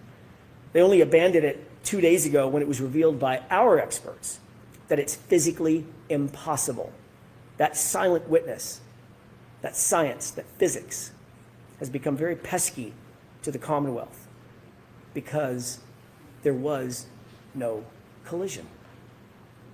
Dr. Welcher also told you under oath that there were no x-rays taken of John's arm. He tried to deceive you into believing that John's arm might have been broken. I don't know. I didn't see any x-rays, so I can't tell you what the damage was inside the arm. I believe Really? so, Bethany. The Commonwealth has had those x-rays in their possession for 3 years. And again, it took the defense to bring out the truth. The x-rays do not fit the Commonwealth's theory, so you weren't shown. We have And Dr. 12 of Welcher the 36 wasn't gonna admit it. donut goal. If And my you could goodness. send a donut, it's asking for Then we get to the 36 sweatshirt. donuts. We have 13 of the 36. That was a moment. Mr. Brennan stood here in front of you and dramatically held up John's sweatshirt. Not just to the witness, but to you. Thank you, And asked Dr. Thank you, Wolf about it Bethany. multiple times. 30, we need 15, Specifically, 16, while it was in that plexiglass. like asked 18 Dr. more Wolf different about the people. multiple It's holes in the different back of the people for different sweatshirt. donuts. He interrupted Dr. Wolf. One donut per And Dr. person. Wolf started to look at the sweatshirt and say, well, All their proof doesn't and he add up. said, how about here? Here's a hole, here's a hole, here's a hole, here's a hole. Dramatically tapping on that plexiglass. It was clear what the suggestion was, that the holes in the back of John's sweatshirt were from January 29th. That's the impression that was expected to be left with you. That's the impression that he wanted to leave with you. And that's false. I agree, Chess. The truth is, the Commonwealth created those holes. They aren't holes from road rash. They weren't made on January 29th. Those are cuttings from the Commonwealth's own crime lab, folks. That's what those holes are. If you're just joining, we are And live even listening to the closing with arguments three of Karen Reed. I am all also three of them, live on the Big YT. sitting right there. If you would like in to the join room us over there, at the maybe time. both or just here, totally up to you. It had to be the defense Welcome back, Chesney. to correct that record, to bring out the truth. If we hadn't done that, what impression would you folks have been left with? That's more than negligence. That's dangerous. It's dangerous. We have 7 souls watching on YouTube. I'm going to guess that Mr. Brennan's not going to say much about this, about the fraud that was attempted on you. And if he doesn't, I don't know, that darling. speaks louder than any Some people concocted just don't excuse want to be that the put in Commonwealth the might come up with. spotlight like that, or It's you know. shameful. It's shameful. We are after the truth in this courtroom. You're entitled to it. Demand it. Why would the Commonwealth stoop to a that's stunt true, like that? Chesney. It's desperation. They know what you now know, what their experts know. There was no collision. So now we've reached the final moments of the trial, and you've seen the Okay. facts and you've seen the evidence, and we've just talked about dozens and dozens and dozens of facts that are reasonable doubt. Each one of them Let's see are if we can reasonable reach doubts. 50,000 These likes. facts, these Let's note go. cards that you're looking at piled high, one on top of another, literally stacks and stacks of them covering the table. As you mentally sift through those cards, realize that every one of them is a massive hole in the Commonwealth's case. Every single one of the note cards represents a hole in the Commonwealth's case. If you're holding mentally even one of those cards, you're holding reasonable doubt, folks. You're holding a not guilty verdict. Reasonable doubt is not a sliding scale. Thank It's you a for your wall. follow, Kimberly. If the Commonwealth cannot get over every one of these dozens of walls, you have to acquit Karen Reed. The truth is, Karen Reed is not guilty. Not because of technicalities, but because the facts, the law, the science, the physics, the data, they all say so. They demand it. The Commonwealth does not have a theory about how John was hit by the car. They haven't even shown you that it's possible that he was hit by a car. And the reason they haven't is because it's not possible that he was hit by a car. There was no collision. Your job is not to do their job, their burden entirely. It's theirs. They have to prove this case and their theory beyond all reasonable doubt and to a moral certainty. And not only do they not have a theory, I know he's been more than an hour and 15. He started when they I got can't in the prove one that shower doesn't exist. at 9:45. All you need to know is that the Commonwealth failed. They failed to provide you with a truthful representation. They failed to prove the essence of their case, that John was If you even are hit just by joining me a or car watching to the begin closing with. arguments They of failed to prove Karen any Reed, I am intent also live on on the part YouTube. of You can Karen find me Reed on YouTube because by she searching has for the none. same username and logo. They failed to investigate the actual suspects in this case. They failed to present the lead investigator to you. They failed to justify the perjured testimony that you heard discussed in this case. They failed to hold accountable an officer who came in here and lied to you and claimed false memories so she could do the right thing to cover for a fellow cop or cops. They failed to maintain a fair and unbiased and honest investigation. They failed to present you with the truth. And this is what you get. He's going to get so many cases An because of this. investigation that's riddled with errors and omissions and a rush to judgment and conflicted and corrupted from the start. Every part of it. He's the guy. That is the literal definition of reasonable doubt. How can they ask you to be morally certain based on this evidence? It's a tragedy. When the government fails so completely, so catastrophically, when there are dozens and dozens of points of reasonable doubt on the table, your duty, your Yes, they are. oath, your oath is clear. Your sworn obligation under the law is to acquit Karen Reed, not just because you can, because you must. Justice demands it. Do not let the Commonwealth get away with this. Don't let them get away with this. Do Yes. not endorse and sanction an investigation that is broken and corrupted top to bottom. Yes. But just as importantly, do not let Michael Proctor get away with it. And make no mistake about it, folks. If you convict Karen Reed of anything, if you convict her of anything, science, the physics, the data, they lose. But tragically, Michael Proctor wins. Remember his texts. Something stinks. Yeah, but serious charges will be brought on the girl. She's fucked. That's the most Did you compelling ever- evidence to me. Ever say to yourself, this is justice? The fact is there was no collision. A car did not kill John O'Keefe. So I ask you, let your voice be heard, not in whispers, but I in believe so truth. too, Kim. Oh, sorry, I didn't mean to hit Let the the community feel thing. through your verdict that justice cannot be bent and that it will not be buried. Find Karen Reed not guilty, not guilty, not guilty. Thank you.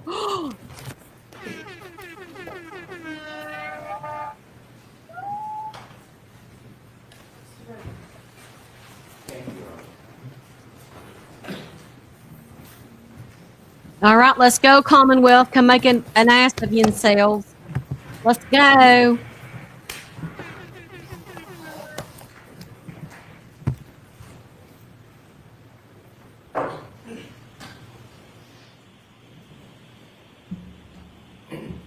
John O'Keefe was 46 years old. Yes, 46 years old. he was. He spent his life helping people. Yes, he did. He's described as a good man, kind, generous, thoughtful. He was a Boston police officer. He worked to help the community. Everything you've heard about this man, he was a good man. He helped people. When his niece and nephew had nobody, he took them in. He took them in. John O'Keefe seemed to be the type of person who would help anybody at any time. And on January 29th, I bet he wouldn't expect them to. 2022, I don't know, man. John O'Keefe needed some help.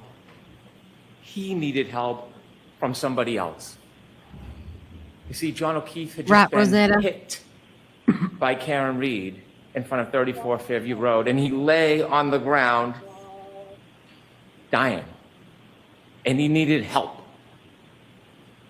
Someone to reach out a hand, someone to knock on a door, someone to make a phone call to 911, even anonymously.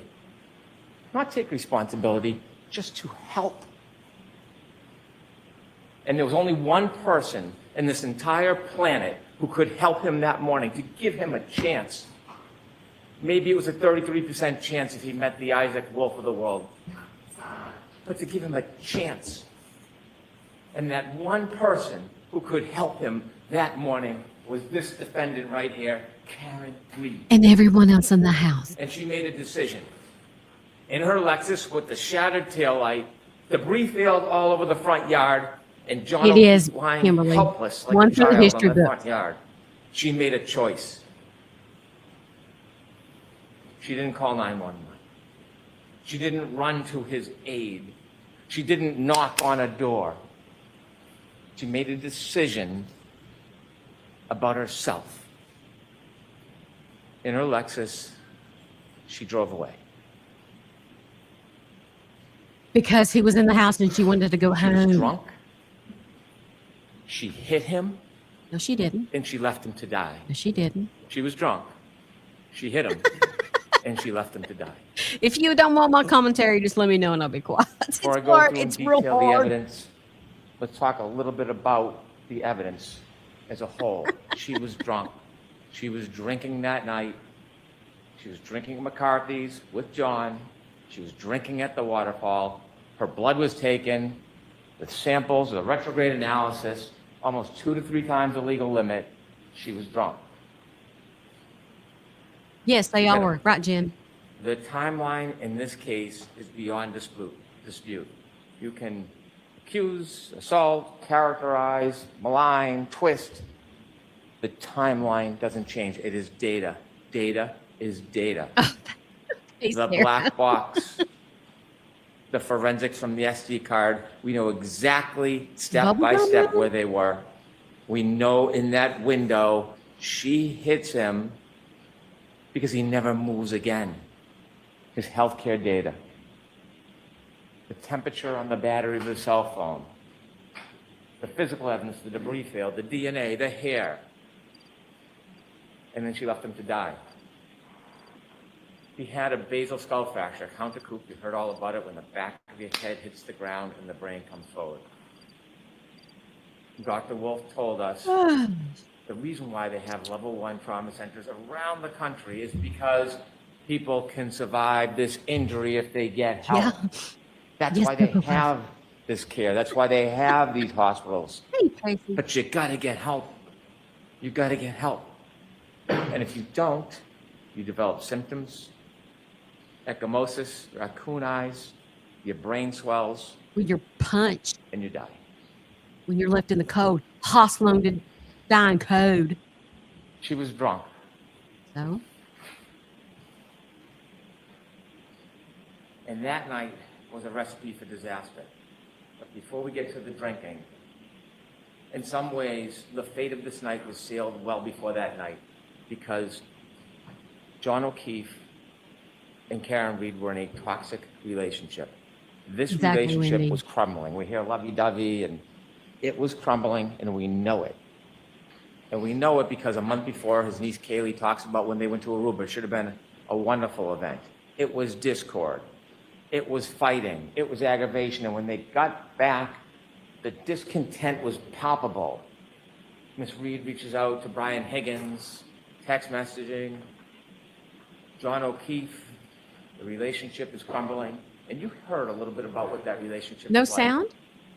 Kaylee, his niece told you, when there was an argument, Did John we would do lose what sound? John does, he would walk away. She described for you one time, to get away from the scene, he walked into his bedroom. Just go out and But come the back in if defendant you wouldn't don't let have it the go, sound. pounding on his door, having to get the last word, never letting go of the fight. Kind of mirrors what happens on January 29, 2022. And maybe outward appearance, they got along. Maybe sometimes quietly they got along. But behind closed doors, relationships have up and downs. We have a bird's eye view into the relationship on January 28, 2022, because we have the text messages. Not so lovey-dovey. He seems to have a mic problem, though. I don't know what's up. Almost over. If he'd stay in one spot, we wouldn't have this issue. Tensions are simmering beneath the surface. They are not getting along. She believes Mr. Keefe is already halfway out of the relationship and he's not into it anymore. You will read them, you saw them. This relationship was unstable and at its end. And so fast forward that night. That night, after this discord, after the arguing, they go out and what do? They drink. And they drink a lot. So Keith drinks a lot, and Karen Reed drinks a lot. You've seen the McCarthy videos.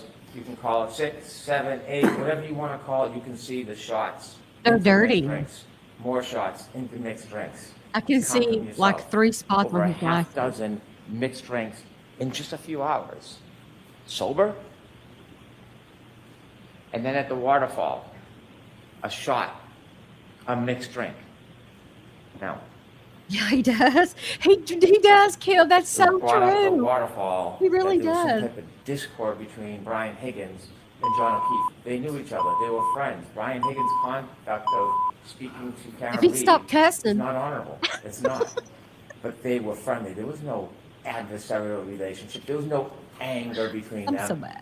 What we heard is they barely greeted each other. Could we have slide 1, please?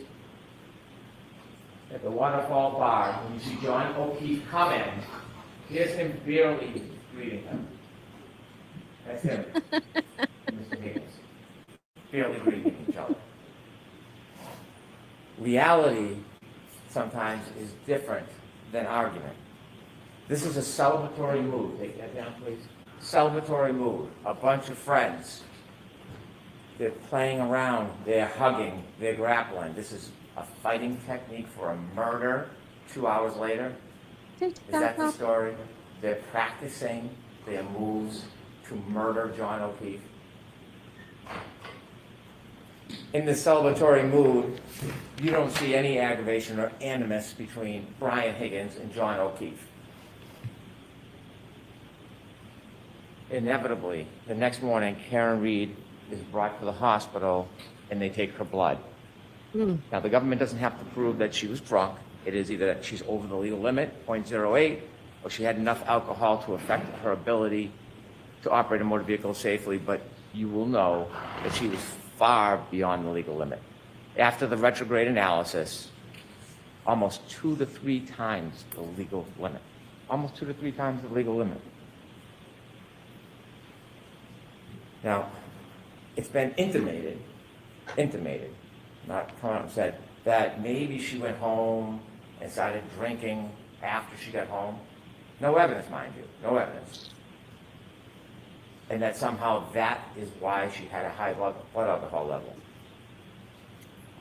It's not appropriate for me to comment. God, I don't know on if we can make it credibility through an hour of this. of another attorney's argument, so I won't I'm going do to have to that. start drinking. But Karen Reed will do that for her. So if we listen to slide 2, she'll tell you exactly what she thinks about that claim.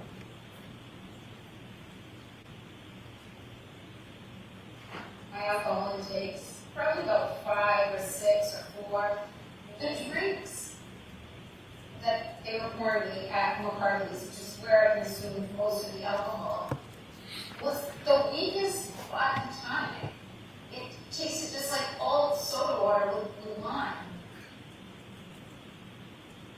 Slide 3, please. I wouldn't have gotten I on the know. expressway. I didn't think it through, JD. I wouldn't have gotten on the expressway at 12:15 on January 29th. I mean, it was I am live on wild. YouTube. If you want to come over there, we can watch it in full screen together. And I was going, you know, when I have 6 souls on the YouTube. I know my alerts aren't as sharp as they should be. But I shouldn't be driving. Thank you. Do you think she drank when she got home?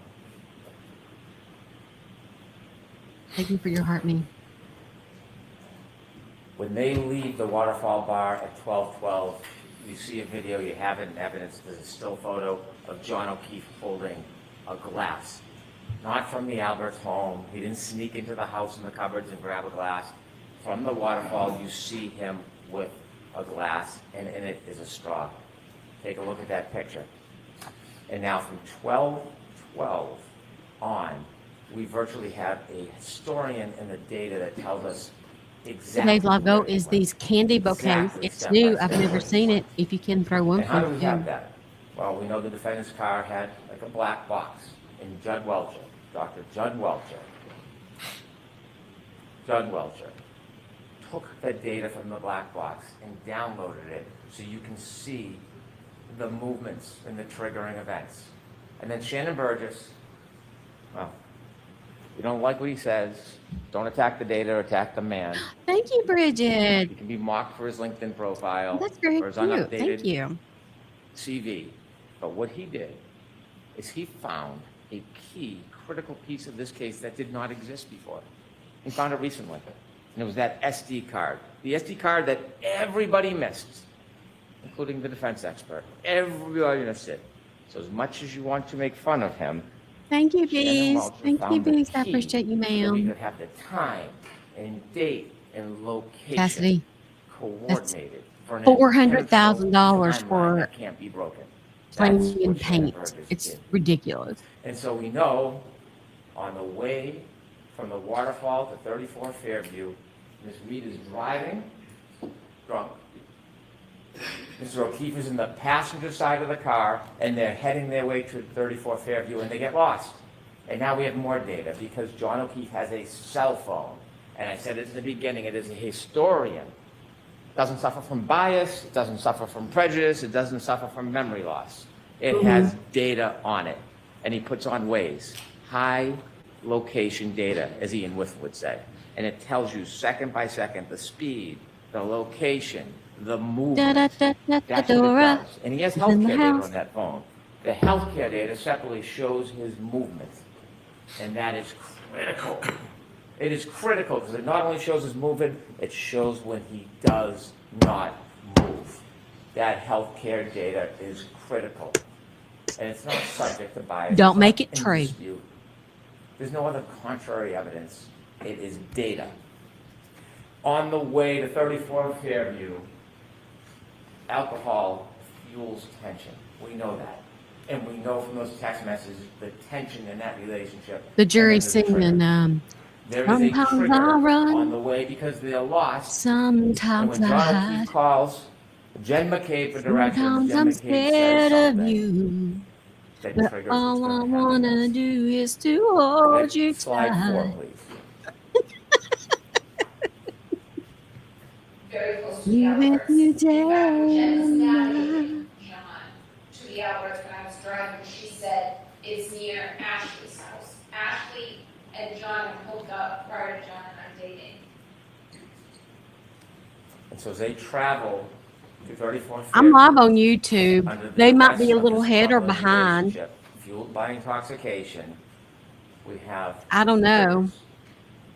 Now, we know on their way there, we know from the data, where they went, how they moved. If we look at slide 5, Ian Whiffen showed you a guide. You could enlarge that just a little, please. And it shows you with the I'm having a hot healthcare flash. data, it registers as flights climbed, but it doesn't mean someone's climbing upstairs. What it means is there's an elevation, and he breaks down the data, the red, the green, if you could move down to just go in. And then the bottom left, that's 34 Fairview. You can see Pretty sure I'm live. second by second the circles of their route, even the 3 I agree, Pam. on Cedar Crest. All I hear is That's what blah, you blah, see. blah. I mean, At it that feels like point, the they've left the bar. Charlie Brown teacher. Remember, the battery temperature was 82 degrees. They're now in a car. It's now 77 degrees. Think about how accurate the battery temperature is, that it reflects the difference between being in a bar and being in a car. They take a 3-point turn at I'm Cedar Crest. running Boston, And because of Boston Shannon Channel Burgess, and 10. because of Judd Welcher, we have the data, and it's a triggering event. Remember, if there's an acceleration past 30%, it registers data on the car, and that's exactly what happens, is a 3-point turn and it all lines up with the cell phone after you synchronize the times. It's that simple. It's nothing complicated. There's nothing tricky. There's nothing devious about it. It's data. They do the 3-point turn, and you can match the cell phone clock with the Lexus clock, and when you do, you can reconcile the difference. There's been a lot of talk, a lot of argument, a lot of fights. Shannon Burgess says 21 to 29 seconds. Mr. DeSorga comes in. Unfortunately, he wasn't able to actually do anything. He wasn't given the invitation to test the data. He just looked at the report and made criticisms like a Monday morning quarterback. But even he, looking at the data, says, well, it's 3 seconds off or 2 seconds. Same window, same time.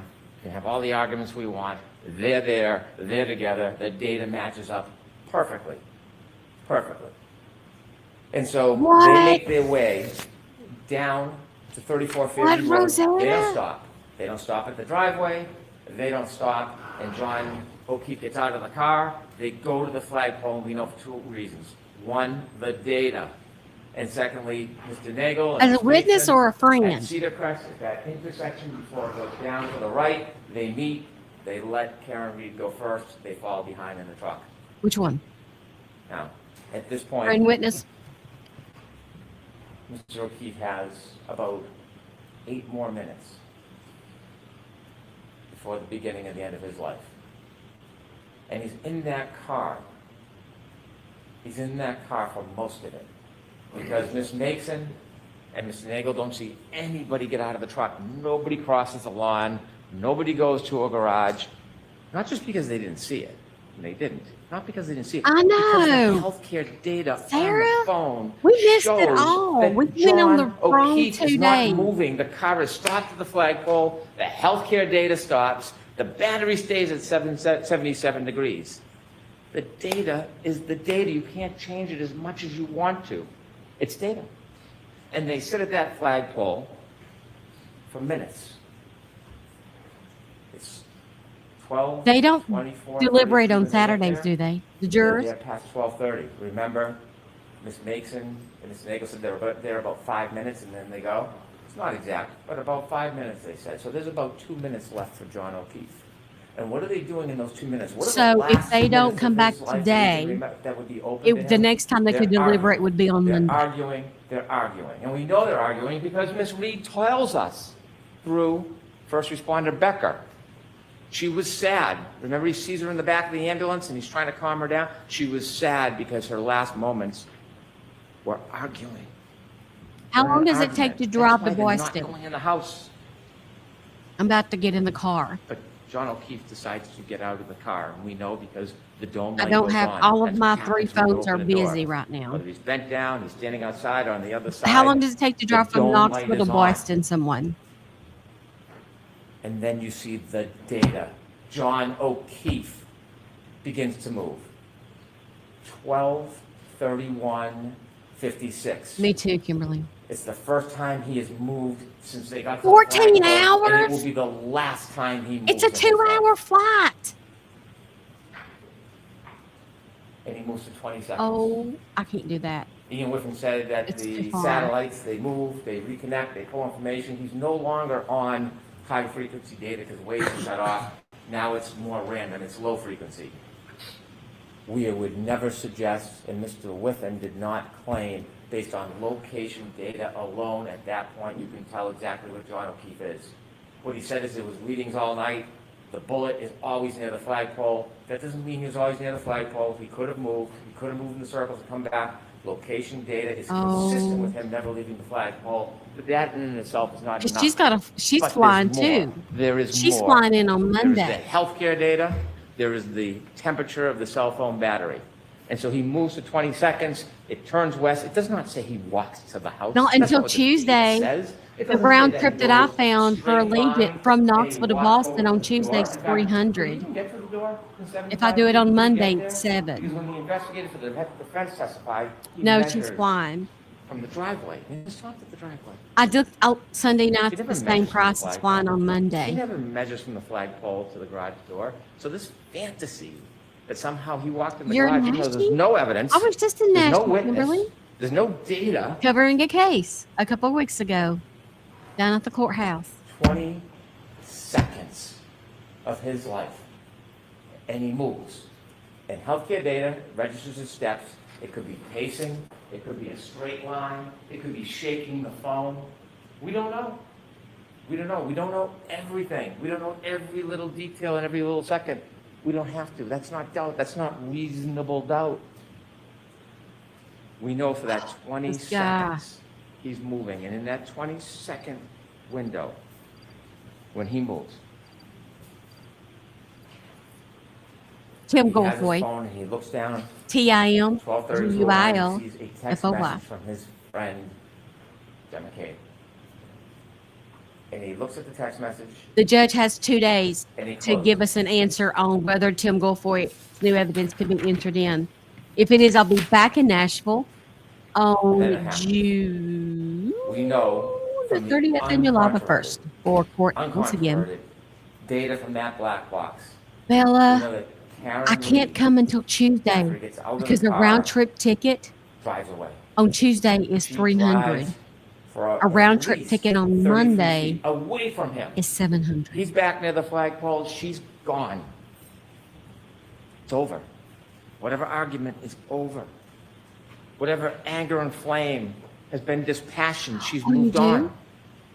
That's the first time I've been to the Separate courthouse. from her. He's safe. And then she makes a decision. Sarah, That's send me what the that. case is Send me about. that. I'll go in Then on Sunday. She makes a Send me that decision. info, Sarah. She could have driven home. She could have broken up with him. They could No, have talked New about York it the was next day. 700 round trip.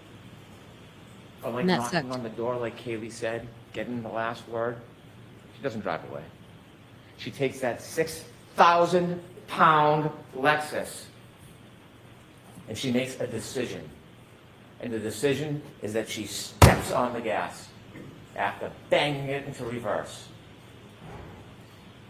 You don't have to hit the table, dude. Before we It talk doesn't about really what help. happens next, I want to talk to you a little bit about the Say charges in this charades. case. And I hate to digress, but it's important so we really understand what we're talking about here. I have no authority to talk about the law in this case. The Honorable Judge Cannone will do that. But I want to talk to you a little bit about the charges. Don't rely on my interpretation of the law. It's the judge who has that special power. I want to Email, explain you to can, some Steph's things Case about what happens Files next at so you can Gmail. Really assess the facts of this Steph's Case Files the at charges Gmail. against Ms. Reed. She is charged with second-degree murder. It sounds ominous, it is. It's a serious charge, second-degree murder. When most people think murder, they think shooting or stabbing somebody. It's natural to think that. Second-degree murder is... Oh, wait a minute. it's not Sunday's first-degree Father's murder. Day. I told you at the beginning of this case, I told you that we would not... I can go in, I can suggest take an or try to evening prove flight that Ms. Reed after the Father's intended to kill Day Jonathan. celebrations. That was never part of this case. We're not claiming that. I told you that we were not ever going to try to prove that she even intended to hit him. We never suggested we would try to prove that, and we're not trying to prove that she intended to hit him. We're not. Oh, still What send it, still send it. we are obligated I might prove talk and to my what we husband have and see if he proven from can Evidence in this case of second-degree murder. forgive is that me she just intended this an once. act, and that is putting the car into reverse and heading back towards John O'Keefe. She intended that act. The question then becomes, did her conduct create a clear, plain, strong likelihood of death? Late at night, dark, beginning to snow, under the influence of alcohol, knowing where she stopped and left him after an argument. True, Jen. Heading back That might in work. reverse to the Hey, exact Miss Molly. spot right near where she left him I agree, at over Kim. 24 miles per hour, accelerating at over 75%. You need to ask yourself, are you convinced if somebody does that create a plain and strong likelihood of death? And if there's no doubt in your mind that she intended to hit that accelerator in reverse, and if that conduct will create a clear and plain likelihood of death, then she is guilty of that crime. Whatever the label is, she would be guilty of that Today's crime. live goal is 10 candy bouquets. Let me give you an analogy. And I've already gotten 2 of the 10. Thank you. 63,000 Somebody, likes, 79 maybe a souls teen in the or room. some Let's see if we can get to young house of 75,000 on a likes. bridge. Over and on they the see cars going by, BYT, we and they have a boulder, 3 and sold they and want to throw the watching. boulder off. They're not looking to hurt anybody. 3 They're not people. meaning to Thank kill you. anybody, but they throw the boulder off the bridge because they want to see the car break. I'm so The lost thrill. at And when they throw that where he's boulder at off the because I'm bridge, just like bored and with it it. comes down and lands on the car, and there's somebody, passenger, child, anybody in that car, and it then goes through the roof and kills the person in the car. Did they intend to kill that person? No, they were trying to have a thrill throwing the rock. Did they have the malice to want that person dead? No, they didn't. But that would be an example of second-degree murder. When you take a boulder and throw it off a bridge, Sometimes there's a plain and strong likelihood of death. When Karen Reed, in the midst of that tension and fight, after she drove away and was gone, disengaged, when she came back for the last word, in the darkness, the beginning of the snow, under the influence of alcohol, and decided to stop her Lexus, decided to put it in reverse, decided to accelerate 75% in the exact same direction of where she left him, and then hit him, and he died. No. Incorrect, sir. I suggest to you that is second-degree murder. The other charge, operating under the influence of alcohol, manslaughter. It's different. It's a totally different and separate charge. Thank you for your heartbeat. Was Thank you, she Sarah. under the influence of alcohol? And then secondly, did she operate her Lexus wantonly and recklessly in a way that would very likely result Right, Bella. in serious injury? I think When you're under the influence of anything alcohol, hit at 20 something driving miles per hour would have a 6,000 broke Lexus in the something. moment, at the direction of where somebody is, whether you intend to hit them or not. I submit to you that is wanton, it is reckless, and any reasonable person would think it's very likely that serious injury would result. Mm-hmm. It's not a No matter of bruises. intending to kill. It's not a matter of intending to hit. It is the Coming conduct home of the Tuesday or operation Wednesday and is the the same risk price. that is created. Fly out. Oh, So Sarah, those send two that to charges me. are I two was of the using three Booking, but reasons apparently you that's the wrong app. knowingly causing death. And Booking.com. we'll get to that. So now, sadly, we need to get back to 34 Fairview Road where we left. We know from the tech stream data that she drove 33 feet at least, because it only picks up a 10-second window. And when it starts to pick up the data, we know she's driving at a speed. So it's more than 33 feet. We just don't know. And then when she We comes just back, don't she comes know. to 33 feet. It's and cost 50 for more. reasonable doubt, 80 sir. feet. 80 feet, over 80 feet. Now, You never say nobody we has just ever don't know in a suggested closing you argument, talk and I'm about not her even a lawyer. when she collided with them. This data doesn't tell you collision. It's a 6,000-pound Lexus. It's a 216-pound man. That's Yes, not gonna just the show data. up. It could have been in that 10-second window. It could have been 2 seconds after. It could have been 4 seconds after. But it's in that pocket of time, and we know it. We know it because when you reconcile the data with the phone, What's up, Katrina? that 20 seconds is in the same window of that 10-second window coming back. So They're even lost on a couple seconds seconds. later, If 4 I was a seconds juror, later, I'd be whatever sitting here the saying, wants, he stops moving. I can't with the Charles, he stops seconds. moving. Forever. Forever. Shut up. Being dramatic. Have slide 6, please.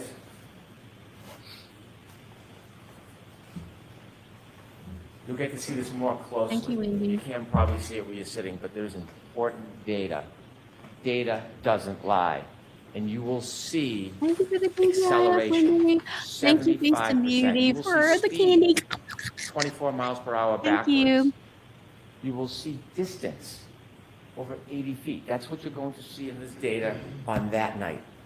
Anger, although not necessary. I heard in any that, of these Katie. charges, anger can be inferred. When I text Attorney Someone Alley to come back that about this hard, today, we're going to be that like, fast, that reckless, that obvious likely to create a plain and strong likelihood of death.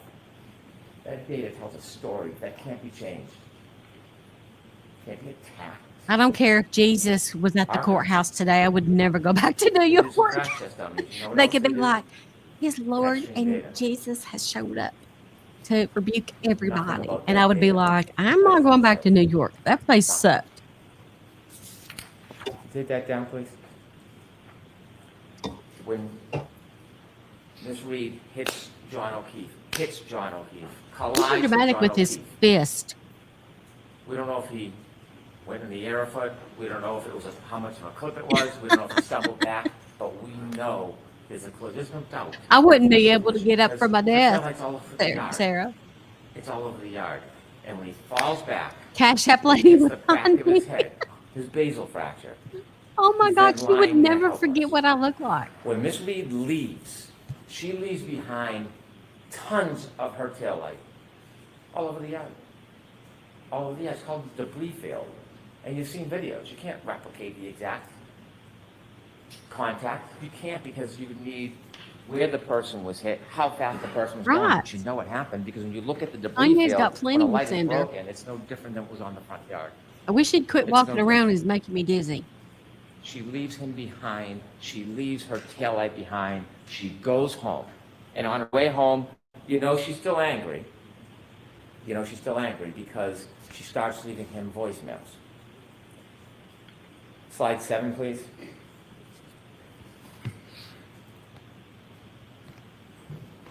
Healthcare starts at 12:31:56, 12:32:04 to 12:32:12 is the data, which is adjusted when you reconcile the clocks on the Alexis. 12:32:09 is when Mr. O'Keefe closes his phone after looking at Jen McCabe's text. 12:32:16 is his last steps. Mr. Disorder says that red range should move a little bit, 2 or 3 seconds. They can move it 4 seconds, 5 seconds. It doesn't matter. It's all in the same window. It doesn't change. We could have slide 10, please.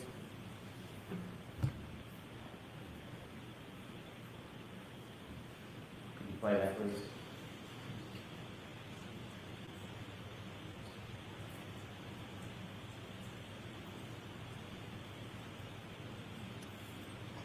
What in the hay bale is this? Each one of those pegs represents 10 feet. Oh, that's dumb. You can't place that car where it was in front of Fairview. You just can't. They made a It doesn't cartoon. tell you that, but that tells you the movements of that car. Okay, Wendy, thank you for coming by. Now, as John O'Keefe sadly lays on the ground, abandoned, you're going to have to ask yourself a question for charge number 3, leaving scene knowing somebody was injured and then died. You're So going to have to proud. ask yourself, is there evidence that Miss Reed knew that she had hit him? No. Don't need to prove it for There's murder not. 2. Don't need to prove it for OUI manslaughter. But for the 3rd charge, Commonwealth has to prove beyond a reasonable doubt she knew she hit him. We weren't there, but there was an eyewitness. There was a guide. And that eyewitness tells us that she knew. And that eyewitness is Karen Reed herself. Allie, I wouldn't have even told her my name. I thought it was a regular interview. I was like, she's like, what's your name? I'm like, Steph from Slide Steph's 8, Case please. Files. She's like, oh, what's your last name? Could I hit Stephanie. him? Did I hit him? How could that have been? I mean, I don't know what that could have been. It was howling wind. I had YouTube blasting on the stereo, and I thought, did he somehow try to flag me down, which was the reaction I was hoping to garner as I slowly pulled away from the house. Did he come out and maybe trip or bend over to pick up his cell phone, and I ran over his foot, and then he passed out drunk? I mean, I didn't think I hit him, but could I have clipped him?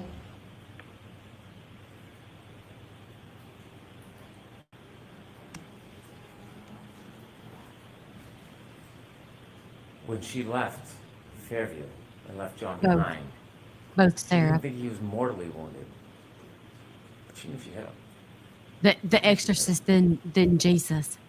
And so when she made her way back home, not only did she leave debris field all over the front lawn, but she took evidence with her too. Hair, DNA on the taillight, and she drove back to John's house And she started calling on the way back, 12:33, just a minute and a half later. Mountain And then her Mama, I'm messages so mad. I could have been show watching her anger. Kanye You West see, in the this was John's fault. courtroom. This was John's fault. And her phone calls tell you about the tone and the destruction of that relationship. 53 phone calls. Souls watching on that night. YouTube. 53 I'm phone also calls. live Not over one to there. 911. We have 75,000, Not one to Jen 73,000 McCabe, likes, please go outside and try to help. 85 souls in the room. Not one to a hospital. Not one to anybody but him. 53 calls. Slide 12, Wow. please.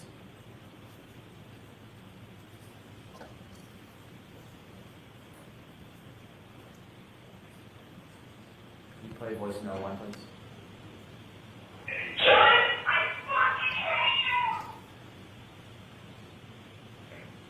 The calls keep coming. Cell phone temperature 72 degrees. He's been outside now, not moving, on that cold, hard ground with his cell phone under him. The warmth of his body, the cold ground, 72 degrees. It tells you the story. As this temperature plummets and that cell phone battery is compromised, Right, Chaz. so is John Yeah. O'Keefe. And him and his By the cell phone way- alone on that yard. 66 degrees at 12:45. How many people in here are not in my Ian Discord? Whiffins taking a phone and putting it I in the dropped an freezer, exclusive in there this not a morning same analogy. regarding The idea that John O'Keefe went in the house. John sir. Paul Miller. 66 turns to 61, it's 12:53. 48 unanswered calls from the defendant. He's not in at a party, he's not wrestling with Brian Higgins, he's not in a fight. He's in a fight, his cell phone would be moving. There'd be healthcare data, there'd be steps. If you got Yeah, in into order the to get into my house, Discord, all you have to in do is 20 hit that seconds. subscribe button. My goal is And his cell phone 275. is We've found dropped under down his to body the next 221. day. That goes to help support me. And how You do get to back use custom outside? stickers There that would only be you more get to steps, use. You because also his get phone is instant working. The access to my data is Discord the where we data. talk about There's true nothing crime wrong and with it. throwdown It's all day registering long. everything.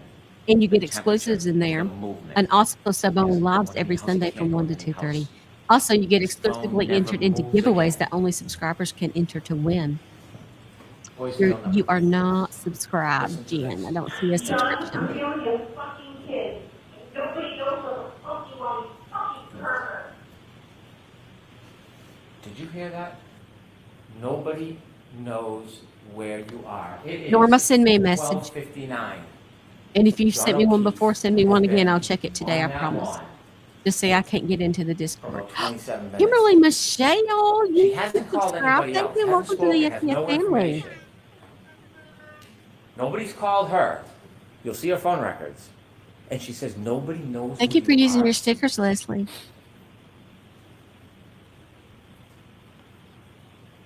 She knows. Elena, send me a message. Nobody does know where he is. Say I can't. Send me a message saying I can't get into the Discord. Kimberly, Why to is she get asking into the nobody knows who you are? Discord, She is starting to get click the panicked. subscribe button. Everybody, she try this knows again while she you're in can't. here. Hold on a minute. Let me Not use suggesting this she meant to kill him. loser so I can think about what I'm talking about. So everybody in here, if you want to try to get into the Discord again, hit the subscribe button like you're going to subscribe again, and then you're going to see Discord. I'm sorry. You're going to see benefits. And then right under there, you're going to see Discord. And over to the right, you're going to see a connect button. And if you hit the connect button, it should bring you right on into the server. It should. If it doesn't, or you have a problem, send me a message and say, I can't get in, and I'll help you. Wakes up early the next morning. You can take that down, please. Is he When she just wakes up, going, is he a she witness? doesn't call Mama, Mountain Mama, Jen or is he McCabe and just say, "Where's John?" sitting with the family? She doesn't court. call Brian Higgins. Has his number. Has been texting with him. Hey, was John at a party with you?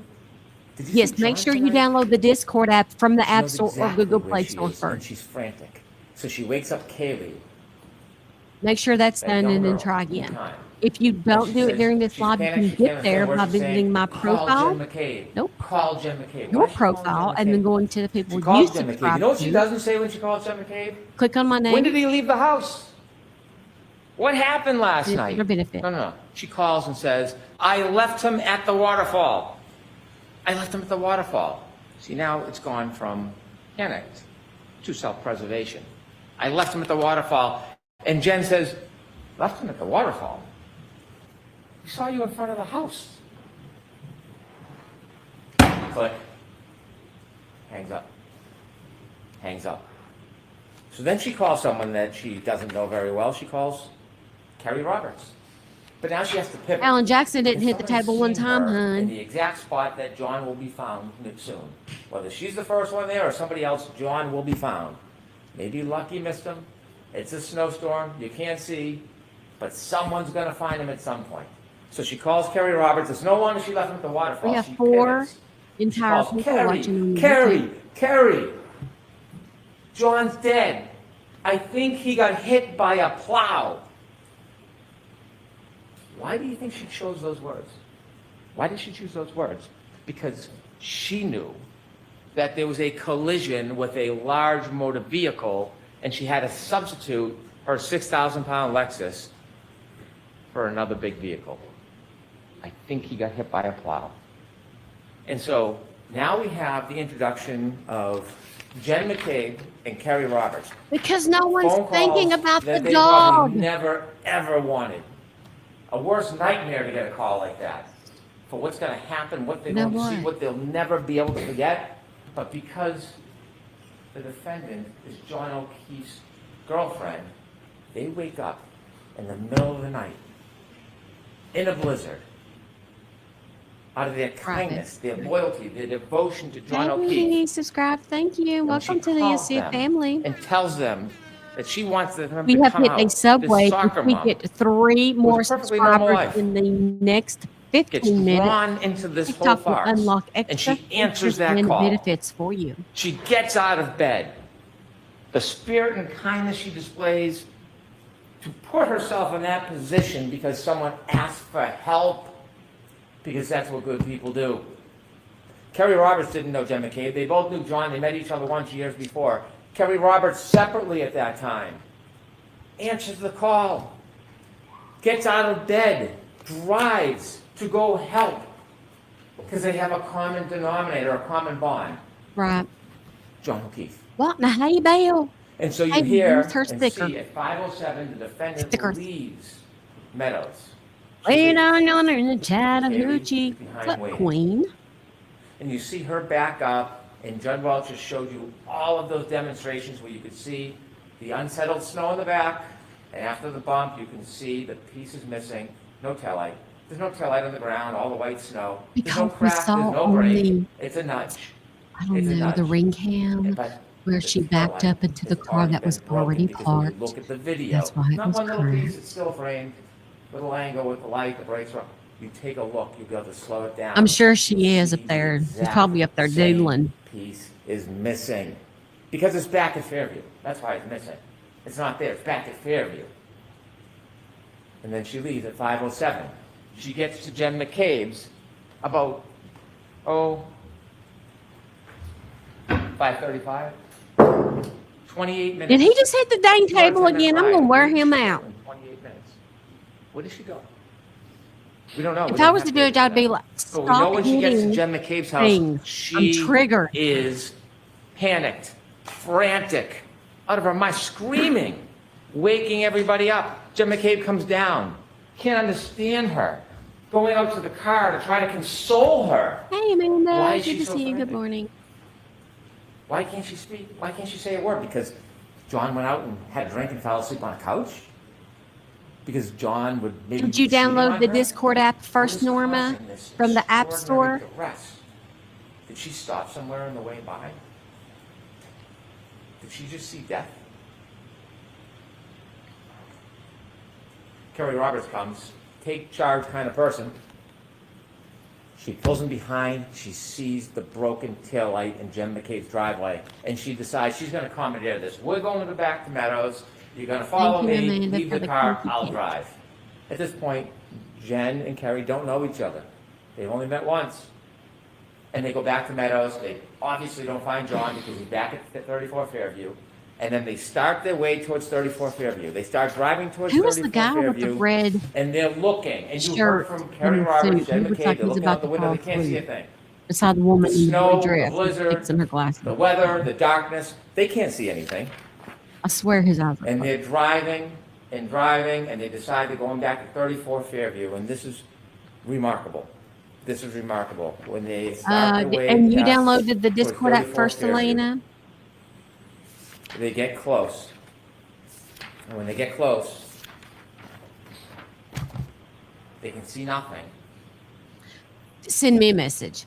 Send me a message, defendant Elena, and I will help you. Screams, Say I can get "Stop. into the Discord. Let me out. And they look around and they say, what? Let me out, let me out. She does not see John O'Keefe. She knows where he is. She knows exactly where he is. She knows where to find him. She knows where to expect to find him because she knows where she left him. Thank you. She tells us. Slide 13, please. Charlie and Jim's in the passenger seat. And I described this to everyone, so you probably know this before, but John looked like a buffalo on the prairie.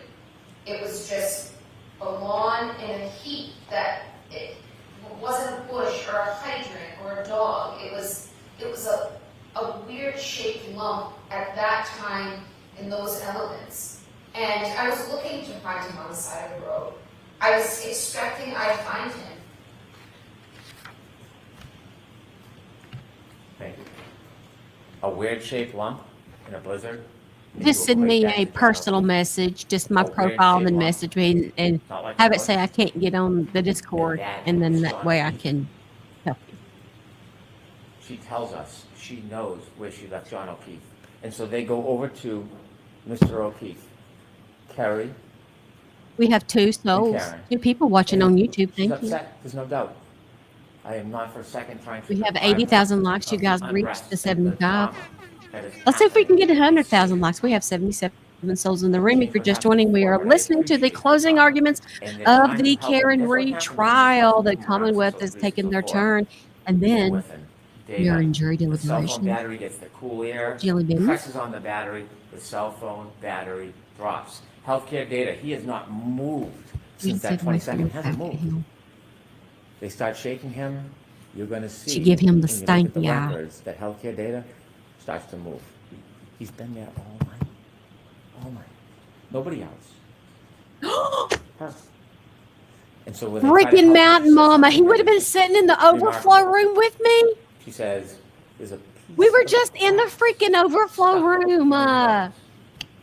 She plucks it out. Not She that says I when want she to plucks meet it him. I out, think he's a blood bleh. spurts out. But it's just one of those things where I Talk said about that in a I'm couple calling you minutes. in the overflow Remember room. that. Piece of glass, pulls it out, blood spurts Thank out. you for the candy. That's what she says. Thank you, Jelly Bean. As they try to help I John, know. We should have went Jen is calling Wednesday, 911. Thursday, and They would like Friday. to believe there's a conspiracy. We should have went Thursday and That Friday. the glass that's found in Mr. O'Keefe's body Well, is you somehow learned. from inside the Albert House. The glass. Well, we stood by You will hear in P. the Diddy's clips that are mom played, all you day. have We all the clips with you. the She talks about the cafeteria. fact that he took her glass. She was just like standing there like The glass. 2 feet from me She all says day, it. hanging out in the courthouse. Albert House, Federal courthouse, underneath just the standing glass where around. He has the glass with the straw that's later found on the street, by the way. That's what happens on an impact, things move. The glass comes with him, lands near his body. Debris field moves past him. Shoe, hat, straw. I don't know why we picked the days that we did. Jen McKay makes a call to her sister. Inexperience. And they say because it registers 29 seconds, a Cellbrite record is not the same as a call detail record. There was no evidence, it was a conversation, no lights go on, there's no But I conspiracy. really, really, really, Call really, somebody, really, it can really, ring, really, it can really, go to really want to voicemail. be there when the They Karen have Reed verdict no comes evidence, out. None that there's a conversation between Jen McCabe, the person who was ripped out of her sleep. Closing. To help Thank you, her Amanda. sister for some grand conspiracy. Thank you for And so the what happens next candy. is traumatic. Kerry Roberts Thank you for the candy again. and Jen McCabe see their best friend prone, Thank you. lifeless, frozen. He was only there for 50 and they're minutes. living What did you leave? this torment because somebody brought them into this. When they're trying to help John, There is not one suggestion from anybody that John ever went into that house. There's no reason to go into that house because John was I never will, out. Not Sarah. one time has anybody said, Thank you. what time did he leave? I thought he went in there. Not even a whisper of it because it never, ever happened. When they find their friend John, he's not 20 feet off the side of the road like Mr. Rentschler or Mr. Wolf thinks. I know it's not an Right there by the exclusive side of the road, nightclub, close by Kanye. the curb. Could we have Ain't just walking in. slide 14, please? You can see there's Kerry Roberts' vehicle, and then on the left, you can see where they're working. Right off the road, that's not 20 feet. That is a clip, a stubble, and a fall. And remember when he fell, there wasn't snow. It was just the beginning of the dusting. It was the cold, hard ground. Remember what Dr. Isaac Wolf told us about cold, hard ground? Causes this type of injury all the time. All the time. Because you paid him to We say could that, go yo. to slide 16, please. Remember This the guy back glass in here the is nose? is frustrated. Glass in the nose. He's looking at the time. See on the bottom left, that's where the Canton Police Department found the glass. That he took from the car, from the waterfall. And then exhibit 195, matching glass. On February 3rd, the matching piece of glass was found on the street. The matching Yeah, piece he of was. glass, Grass. He was like, I'm coming up the in glass here. was found with Mr. O'Keefe, was found on the street. He didn't fall back 8, 10 feet from Well, the they don't road. treat It you broke, any different. and then it shattered and went to the Thank you, street. Sherry. They don't treat I you would any suggest to you any it different than a broke normal human. At the time of the collision, We had to go through carried security glass with him, P. leaving Diddy's family, and his son, his mom, everybody. to memorialize And then you what get happened directed him to that where they want you to go. Remember the straw I asked you to take a look at that picture? Doesn't of matter the who you waterfall, are. 12, the black straw in Trust the drink on the street. Collision, glass, God, I hope not, nose, Leslie. straw, back, hits his head. Could you play the clip on the left, please? 59. Mm-hmm. So when John got out of the car at Brian Albert's house, Yeah. he took my full Uh-oh. 169, please. Oh, So John's laying there, his left and his right, and I approached John from the left. That's where the street is. And he had a piece of glass, like perched on his nose, like just wedged like a splinter would be. And it just pulled it. And as soon as I pulled it, it just gushed blood down his face. Thank you. why would you? Well, I have to say, don't touch, 911 don't call ever identified. touch anybody. She's not hiding You from know, anybody. She's trying to don't help. do She's that. bringing They hold attention that to shit the against you. situation. And when 911 comes, we have first responders. These Kanye people left. are heroes. Some of them. He's just you've heard coming in to some of party them. for the weekend. Thought They he'd were sit born and say, to hey. help people. That's what their life He's not is going to go about. to the overflow room detail with the on all common their folk. mechanics He's going to and leave. Getting to work 2 hours early to know the blizzard so that you're there on time so you can help people. These are the core of our community. Mr. Nuttall, this is what he does. He rushes to go help. He's the first person on his knees. He doesn't know this person from anybody. But to him, it's another human being. This is his passion. Katie McLaughlin, first responder. This is not just a profession, it's her life. Yes, she knows Caitlin Albert. Do you think she went there that night at a party and set up a murder and came Yeah, back? Kim, he's too good for the overflow. And so they tell you what Trust me. happens at the scene. Some things hard to remember. I spent some 2 days in the things never overflow. forget. When you're in a I don't know if you know, but I sometimes was in New something York you'll City never, to ever cover the forget. Diddy trial this week. And Timothy Nuttall remembers. And I sat in the overflow. Defendant. I hit him. Remember, he's on his knees. It's, What it's an happened? interesting place. I hit him. I hit him. She You is can go now in there. coming to terms with the Anyone moment. can. Her fear is realized. I saw several She thrown hit him. out, She clipped and you him. could She tell didn't that think they he was had mortally mental wounded. illness. She panicked. She can't come to terms with this, so she has to bring people with her to face it. And now she's facing the reality of what she had done. And her emotion is overwhelming. I hit him. I hit him. She speaks to Miss McLaughlin. I hit him. Not did I hit him, could I hit him, perhaps I hit him. That was earlier. Now She's recognizing what she did. I hit him. And these people are making it up. Anybody that says anything adverse or inconsistent or inconvenient is a liar or a perjurer or in on a conspiracy. We have one soul watching on YouTube, and it's Or is me. it that these We good also people have 76 who went souls there in for a this room right total now stranger at to do their 89.4 duty thousand to likes. help Today's live goal happen to remember that she admitted what she had done? is the candy bouquet. We have I know that doesn't 6. reconcile with the boogeyman Proctor and the bad government. I know it doesn't reconcile Oh, you're there? with You are. no Oh, DNA it must on be this you piece then, of that Mama. piece. I know it doesn't reconcile with everybody setting up the girl. I know that doesn't It must not reconcile. count me. But the reality Thank is, you, Julie Bing. you have independent, core people who hear her say, I hit him. I hit him. And the attempt is to portray everybody as a liar. Thank you, Well, you don't have to Kimberly. I rely just appreciate on these that. people, although Thank, you should. thank you, You ma'am. should. You don't have to, because we have a guide, and it's Karen Reed. Slide 17. So what's specific was, did I never, I've always said I hit him, but did I really say this many times as law enforcement is claiming I said it? Thank you. I know it doesn't fit the theme, the theory, the story, but she tells you herself. She endorses those good people exactly. Somebody way had the it hurt. shot challenge. Here's a challenge. you Take a herself. shot every time he hits a piece of It's furniture that doesn't undeniable, belong to it's him. unmistakable, it's inconvenient.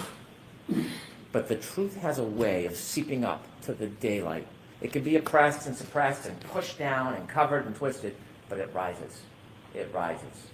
And it is not a coincidence. There's no coincidence that Mr. Nuttall and Miss McLaughlin hear exactly that. There's another shot. She tells you. Darla, And Jen McCabe, when she's sitting next to or Who standing else next is to in Miss here? McLaughlin, Mama? she tells you that she saw or heard the same thing. Remember what happened to her on the stand when she had the audacity to say, I heard her say it? What happened to her? This woman who never No. wanted to leave her home that The day, cops told helped how me it was zero. wrong to see her best friend dead. What happened when she had the audacity I like to say literally that? yelled that I was being harassed, and they're like, And now we know that the defendant herself they let Cash App Lady said the direct same thing. traffic for 30 minutes And the funny thing, the And leave ironic her. thing is, you will see outside of in the a photo federal when courthouse. Miss McLaughlin, firefighter, In was New speaking York to the defendant. Miss McCabe was next Somebody to with her. mental illness. They Mr. let McCabe out was there trying to protect direct traffic. her, trying to shut her up. Don't talk. You're upset. Stop saying crazy things. The villain of this story was trying to help the defendant from incriminating herself. The irony.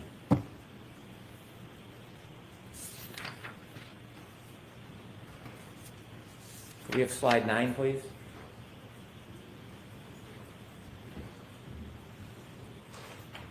This is the battery temperature. That is You such have a chance small to look at it. courtroom. If it wasn't so tragic, it is interesting. It is interesting if you like data. The 29, 12, 13, they're leaving the waterfall 82 degrees, 12:22. In the car, 77 degrees, 12:37.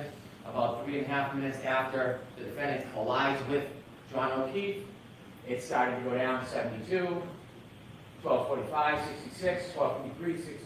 There ain't nobody can read that And you see it shit. drop and steady off. At Your 12, the temperature's 1:36. wrong. Remember, I mean, this salt data is. battery under, It would be colder John much O'Keefe, faster. struggle for life, goes past. So these times don't matter. Blood's still warm either way.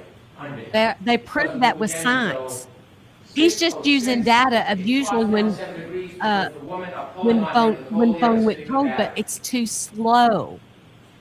What happens at 6:15? You're going to see the video. You've seen it. Still photos. Kerry Roberts goes over, picks up the phone. Not only does she pick up the phone, she puts it in her pocket, and then 20 minutes later, the next meeting, the temperature rises. That's not coincidence. That's not a coincidence. That's fact. That's data. And then the phone is passed, put in a warm environment, and it raises up. 6:15. How can someone conspire to pick up a phone on the side of the yard that was under Mr. O'Keefe's body at 6:15 and know the battery temperature was then going to rise? And not only did the battery temperature rise, when you look at the healthcare data, at 6:15 when she picks up the phone, you know what happens to the healthcare data, right? No. It starts to move. It's data. It's data. Oh, snap. So, while they're going through this duress, the defendant asks Jen McCabe for yet another favor. Look up hypothermia. Find out how long it takes for someone to die in a cold. And there's Miss McCabe in her winter jacket, soccer mom, trying to help. She has MS. Her hands aren't working. She's trying to type in what's happening during that time. It's a frantic scene. She tells you that. The defendant then wants to run back to the ambulance, so she goes with her, never finishes or completes the input. And then she tries it again. Didn't she search for that at 2:30 in the morning? At 6:24. That's what this Not woman did 6:24. that- Wasn't there a that debate about morning. that? Not only for a friend, for her. For her. Mhm. Right, Leslie. That's what she did. And what happens to her after? Because the timestamp. Then when deleted you it. open, See, he didn't bring when that you part up open right the then. timestamp, it's at the time it's open, and she's in bed at 2:27 looking up Hockomock sports because she is so interested in the kids' sports, and that timestamp stays open. And she goes to that tab the next morning when she puts in how long to die in cold. And that is being portrayed that she's in a conspiracy. She gets vilified as a murderer, a soccer mom. She got called out as a It took liar. Ian Whiffen 5 minutes to show you a live Fix your demonstration words, on sir. how simple that works.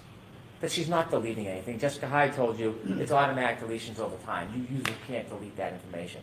That's not a click and swipe like the good Dr. Wolf from Arca knows how to do. This can't be Right, erased. Mama.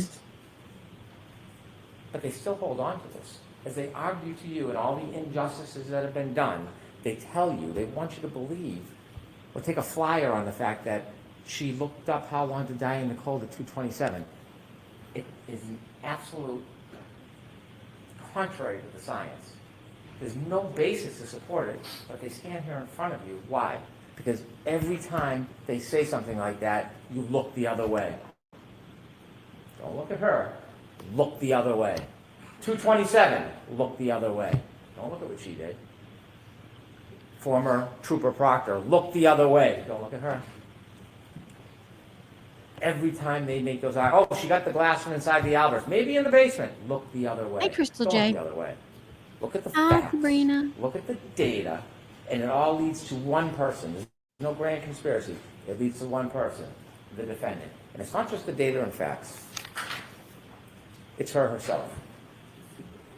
Let's talk about Mr. Proctor. No. You were invoked with this emotion early in the opening that this is a cancer. That's a tough word. Trying to evoke that primal reaction, disgust. I'm not saying you shouldn't be disgusted by the text messages. You should. They're not defensible. I don't stand here. and defend 98,000 anybody. likes. Let's see if I we can don't. reach That 100. doesn't We have change 75 souls in the room. the physical evidence, the scientific evidence, I know. the data. He was terminated. Killing me small. He paid a penalty. I agree. He was held responsible for what he did. He should have been. He should have been. But that doesn't give a free pass. That doesn't change the facts. It doesn't change the physical evidence. It doesn't change the science. It's unfortunate. It's distasteful. It's dishonorable. Remember, Trooper Buchanan was asked, was the investigation with honor and integrity? And he said it was. Was Trooper Proctor's effort honor and integrity? And he said it was integrity. But he never said honor. That's a man of honor. Military service, dedicated to his country, highest level of clearances to the President of the United States, now a state trooper. He would not say that Trooper Proctor was honorable. Because he wasn't. He wasn't. But that does not change. It doesn't create a conspiracy. Doesn't invent a dog. It doesn't make somebody in a house something they're not. It just doesn't. So where's the dog then? When Go you get read the those dog. text messages, they're hard to look at. Let's look at the It's dog's unfair. paws. It's unfair. And let's if there's a measure penalty more his than being fired, well, maybe claws. that penalty would be Why didn't they deserved, do that? But it has nothing to See do how with justice. it fits like a puzzle. It just doesn't. There's not one piece of evidence, not one, that we can look at and say, this was tampered with. This was planted. This was distorted. Remember when we introduced the taillights at the beginning? I didn't introduce 3 of the taillights, but then the defense did, so I put Mama, them look, I in. had that Those question. were taillights that were only found by Trooper Proctor. I did not put that evidence in. If other people would be investigated, Understanding or is those this text over? messages and appreciating the disdain Well, I one know might have they for his rehomed it, but comments. couldn't they track that Not though? that there was any evidence of tampering, not They that there was couldn't any find the evidence that dog? it was not true, but I didn't put that evidence before you because we didn't need Trooper Proctor in this case. We don't need Trooper Proctor to prove this case beyond a reasonable doubt. That's why I didn't introduce that evidence to you. Now, there's been a lot of talk about planting of taillight. We Can't know find the dog. taillight wasn't planted 100,000. because Trooper Buchanan, Thank you. Mr. 75 Proctor, souls did in not the go room. Thank you down guys. You make it Dayton happen. to Thank you. see Miss Reed until later in the afternoon. We know from the 507 video, we've seen that. We know the taillight was already missing when she's leaving the driveway. When the good Canton police detectives went to do a wellness check to care for those young children, and they went to the house inadvertently, they didn't even know it, the dash cam captured the back of the car. The taillight packed with snow is missing. You think It's so? already You gone. think It they can't be killed the planted. dog? At this point, Trooper Proctor's still in his pajamas. He's not even on the case. He's not even on the scene. He hasn't been near the car. And in the Dayton videos themselves, when you close it, you can take it at an angle and it moves, but if you get the right angle, you can see it's missing. It's gone. Can we have slide 18, please?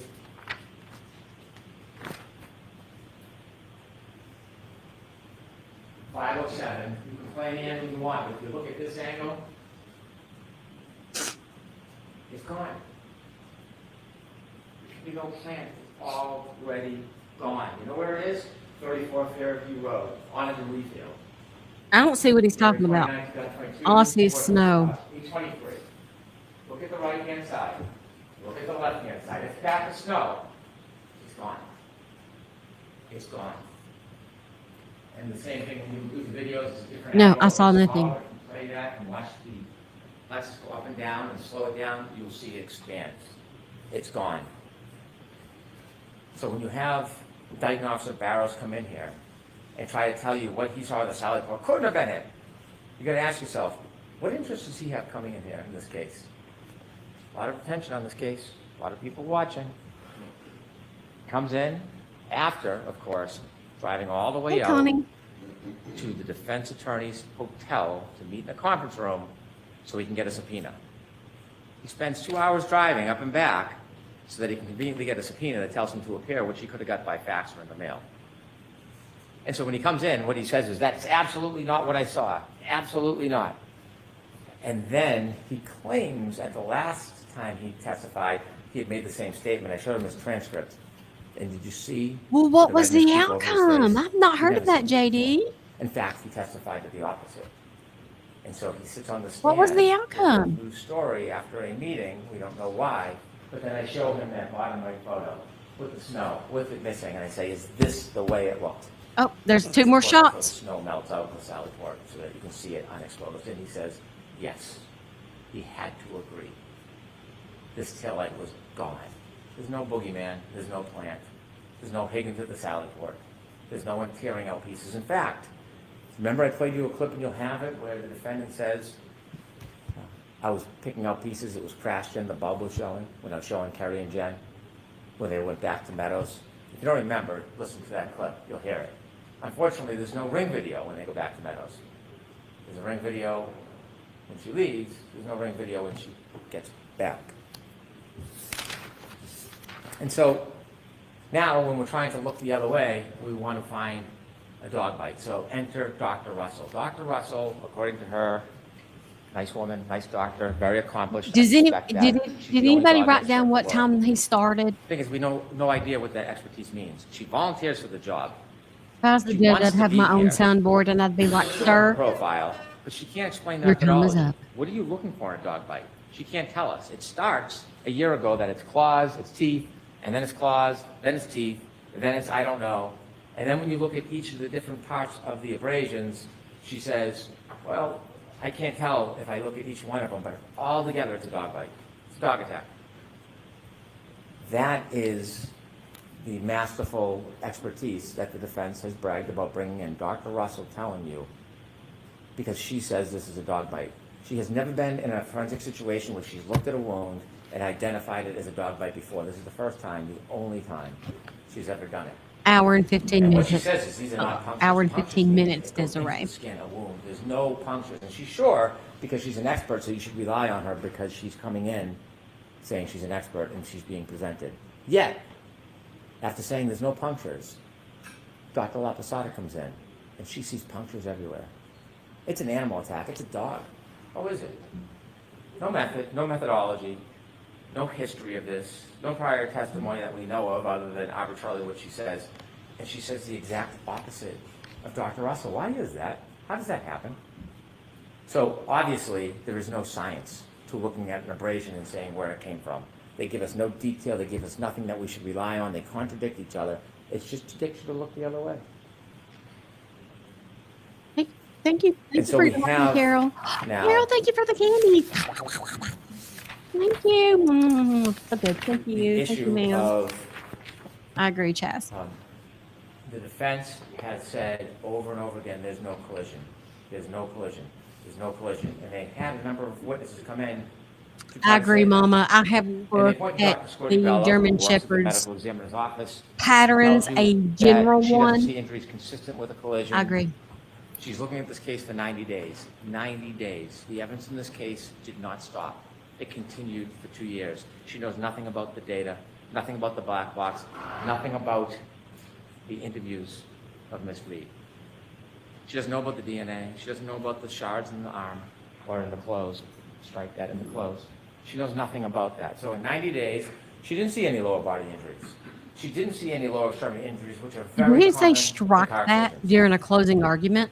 But that doesn't mean it didn't happen because she, in 90 days, saw a fraction of the information. A fraction. And we know now, argument back and forth for days about lower body injuries, the suggestion is a car accident can affect everybody differently depending on the angle, the scope, the speed. Some people can get plowed over by a car, have no injuries. Some people can get touched lightly and have more What? injuries. And there was the debate about no lower body injuries. Well, ARCA dispelled that. And Did he they've just say done it anybody, have somebody a can get collision plumbled by a with car and lower have body no They injuries? did that for us. Plumbled? And so the idea that at the time in 90 days that she doesn't have enough information to say consistent with a car accident doesn't mean there's no car accident. Desiree says he's got 4 minutes left. We are Let me taking talk a little bit about the time ARCA. I don't want to clock's waste too much Hey, time with them. Carrie just entered the room. What What's up, Carrie? That's my friend. expert who's supposed to come to you, they're not The molds didn't arbiters of match. truth. Their opinions weigh no more than yours. Your common sense has more value than an expert's opinion. Their job is to assist you, to explain what their expertise is so that it's a It's so tool for boring. you It's like so that death. You can make a decision. Mm. That's objectivity. We've heard words like confirmation bias, objectivity. Mr. Wolf. Right, JD. And before we even started, you have to ask yourself, Where what is the for real expert dog? has a court order for text messages and then deletes the text messages? What expert, what objective expert Were they admitted in uses evidence though? Signal. And then I clicks think it he out? has just a few minutes left of Communicate. this. An About the hour. case. He's been on an hour. Never used it before, hasn't used it since. And so when he did his tests, he used a lower weight arm. Wasn't trying to bash him, wasn't trying to insult him, tried to get him just to recognize that a 9.38 pound arm is less weight than John O'Keefe's metric, which would be 11.8. That's all, and because it's a lighter arm, it takes more that's speed all. to create the same damage. I don't know science, I don't know math very Super well, easy. but it's basic. It's basic. And he fought me over and over again. Did he seem objective that he was trying to help you? That's 3 more Because shots. Dr. Rexler came in the next day and said, well, you have to adjust for that. That's all I asked him for an hour about adjusting, just like Judge Welcher adjusted. Do you adjust it? And he tried to Which color talk do to y'all me like best? I was making something up. His own Mm. colleague had to admit it. Now, it's funny, he admitted it before he got I those like that one. credentials. No sequestration order violations. Nobody was coaching him, but he knew enough to come in at the beginning and get right on that point. Speaking of sequestration, remember Dr. Russell on her limo ride over? If Brendan asks you a question, Oh, yeah, that's probably why, make sure you JD. ask for a transcript. Impede the progress. Can't prove it's really Slow the down dog. questioning. Interfere. Sequestration orders is this fundamental I know, fairness for all Chastity. witnesses, not just some And so what happens with Dr. Renshaw, we don't know, but we do know he comes in here and he tells you that he was not getting information. that was helping Right. him the last time he testified, he insisted. Why? I asked him 5 times, was he getting information that would help him in his testimony? Not from the defense, from his former employer. He said, no, no, no. And at the end of the examination, he reads his transcript and And I it's yes, said, yes, yes. no, no, And he tells us no. that he's I independent don't want to detective. I go asked him about rehab. it. Not a big deal. No, Just ask him no, about it. no. And he says, I have a sandwich and I stand in the corner until I remind him that we got video footage from a documentarian and he's in one of the scenes. Right. And then things change. So when you talk about objectivity and who to trust, they can come in and say, Judge Welcher said this and that. It doesn't make it so. Judge Welcher, Desiree's Dr. got Welcher her never, in any stopwatch, report, literally. in any presentation, in any testimony to One you, minute. ever suggested, this is how it happened. This was how his arm was. This is how his feet was. He was trying to show whether or not the orientation. Could this happen with the I'm angle, nervous. with the height? That's all that test was. It was no more. But what they do is they reposture it, repackage it, and say it means this when it doesn't, and we're going to show you why it's not that, therefore we win.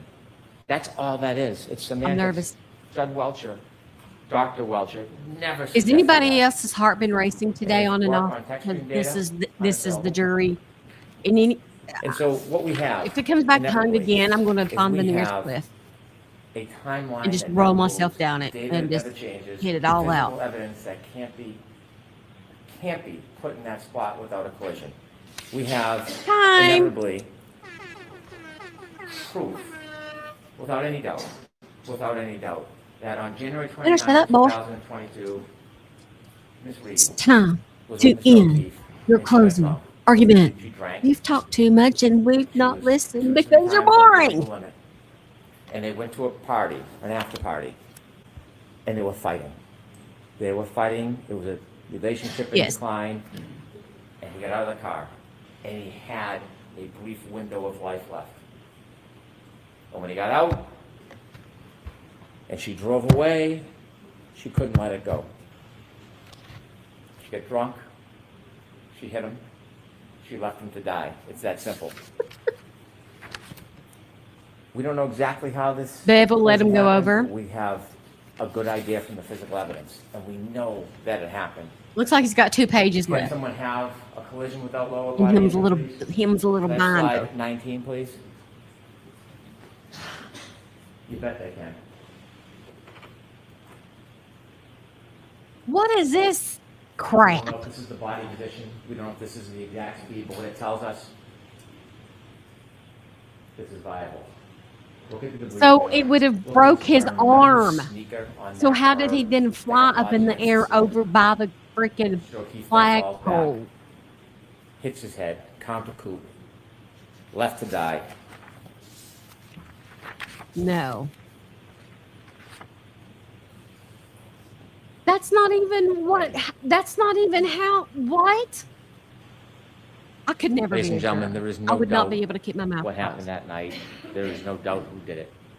You have a very difficult task ahead of you when you consider the evidence and you consider the law. Joey Very subscribed. difficult. Thank There are you, 3 Joey. charges. Welcome There is to the second-degree SCF murder. family. Ms. Reed, when she chose to drive back at Mr. O'Keefe in that night with a 6,000-pound Lexus, in that anger, 75%, whether she meant to hit him or not, didn't mean to kill him, she hit him. Strengths, it is a plain and strong. Me too, Kay. I would likelihood of not be death. able to help You would it. never get back down your driveway if your kids were I'd at the be end of the like- driveway. You'd say, "What, you gonna kill somebody?" You would never do it because you would expect, if you drove at them at that speed, that someone would die. That's second-degree murder. OUI manslaughter, she's drunk, she was reckless. She doesn't even have to know she hit him. She doesn't even have to know she hit him. But she did. She did. And she left a man I agree, Kim. who was kind Yes, me too. and Patty generous agrees. and thoughtful. She left him alone. She left him alone to die. They're not? Could I have slide 22, please? Why? That's weird. Oh my God, I thought it was done. If Damn. John O'Keefe is not a body, John O'Keefe was not a buffalo on a prairie. John O'Keefe was a person. Nobody called John O'Keefe a buffalo on a prairie, By sir. Karen Reed.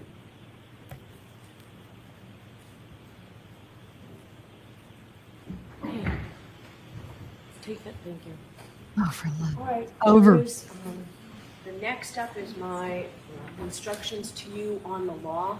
I'm not going to do that right now. You've been sitting for a long time. So I do have to tell you, even though you've just heard the closing argument, you cannot discuss this case even with each other. All right? So we'll send you back for lunch. It's going to be a shorter lunch.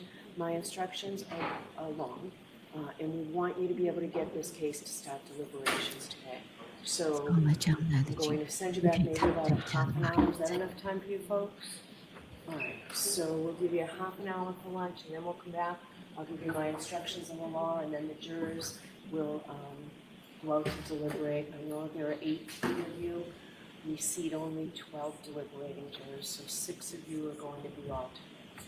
I can just tell you that, you know the odds, right? And I can tell you it's Mr. McDermott's least favorite part of his job is smoking. So we'll do that this afternoon. Do not discuss this case. See you in about a half an hour. Wow.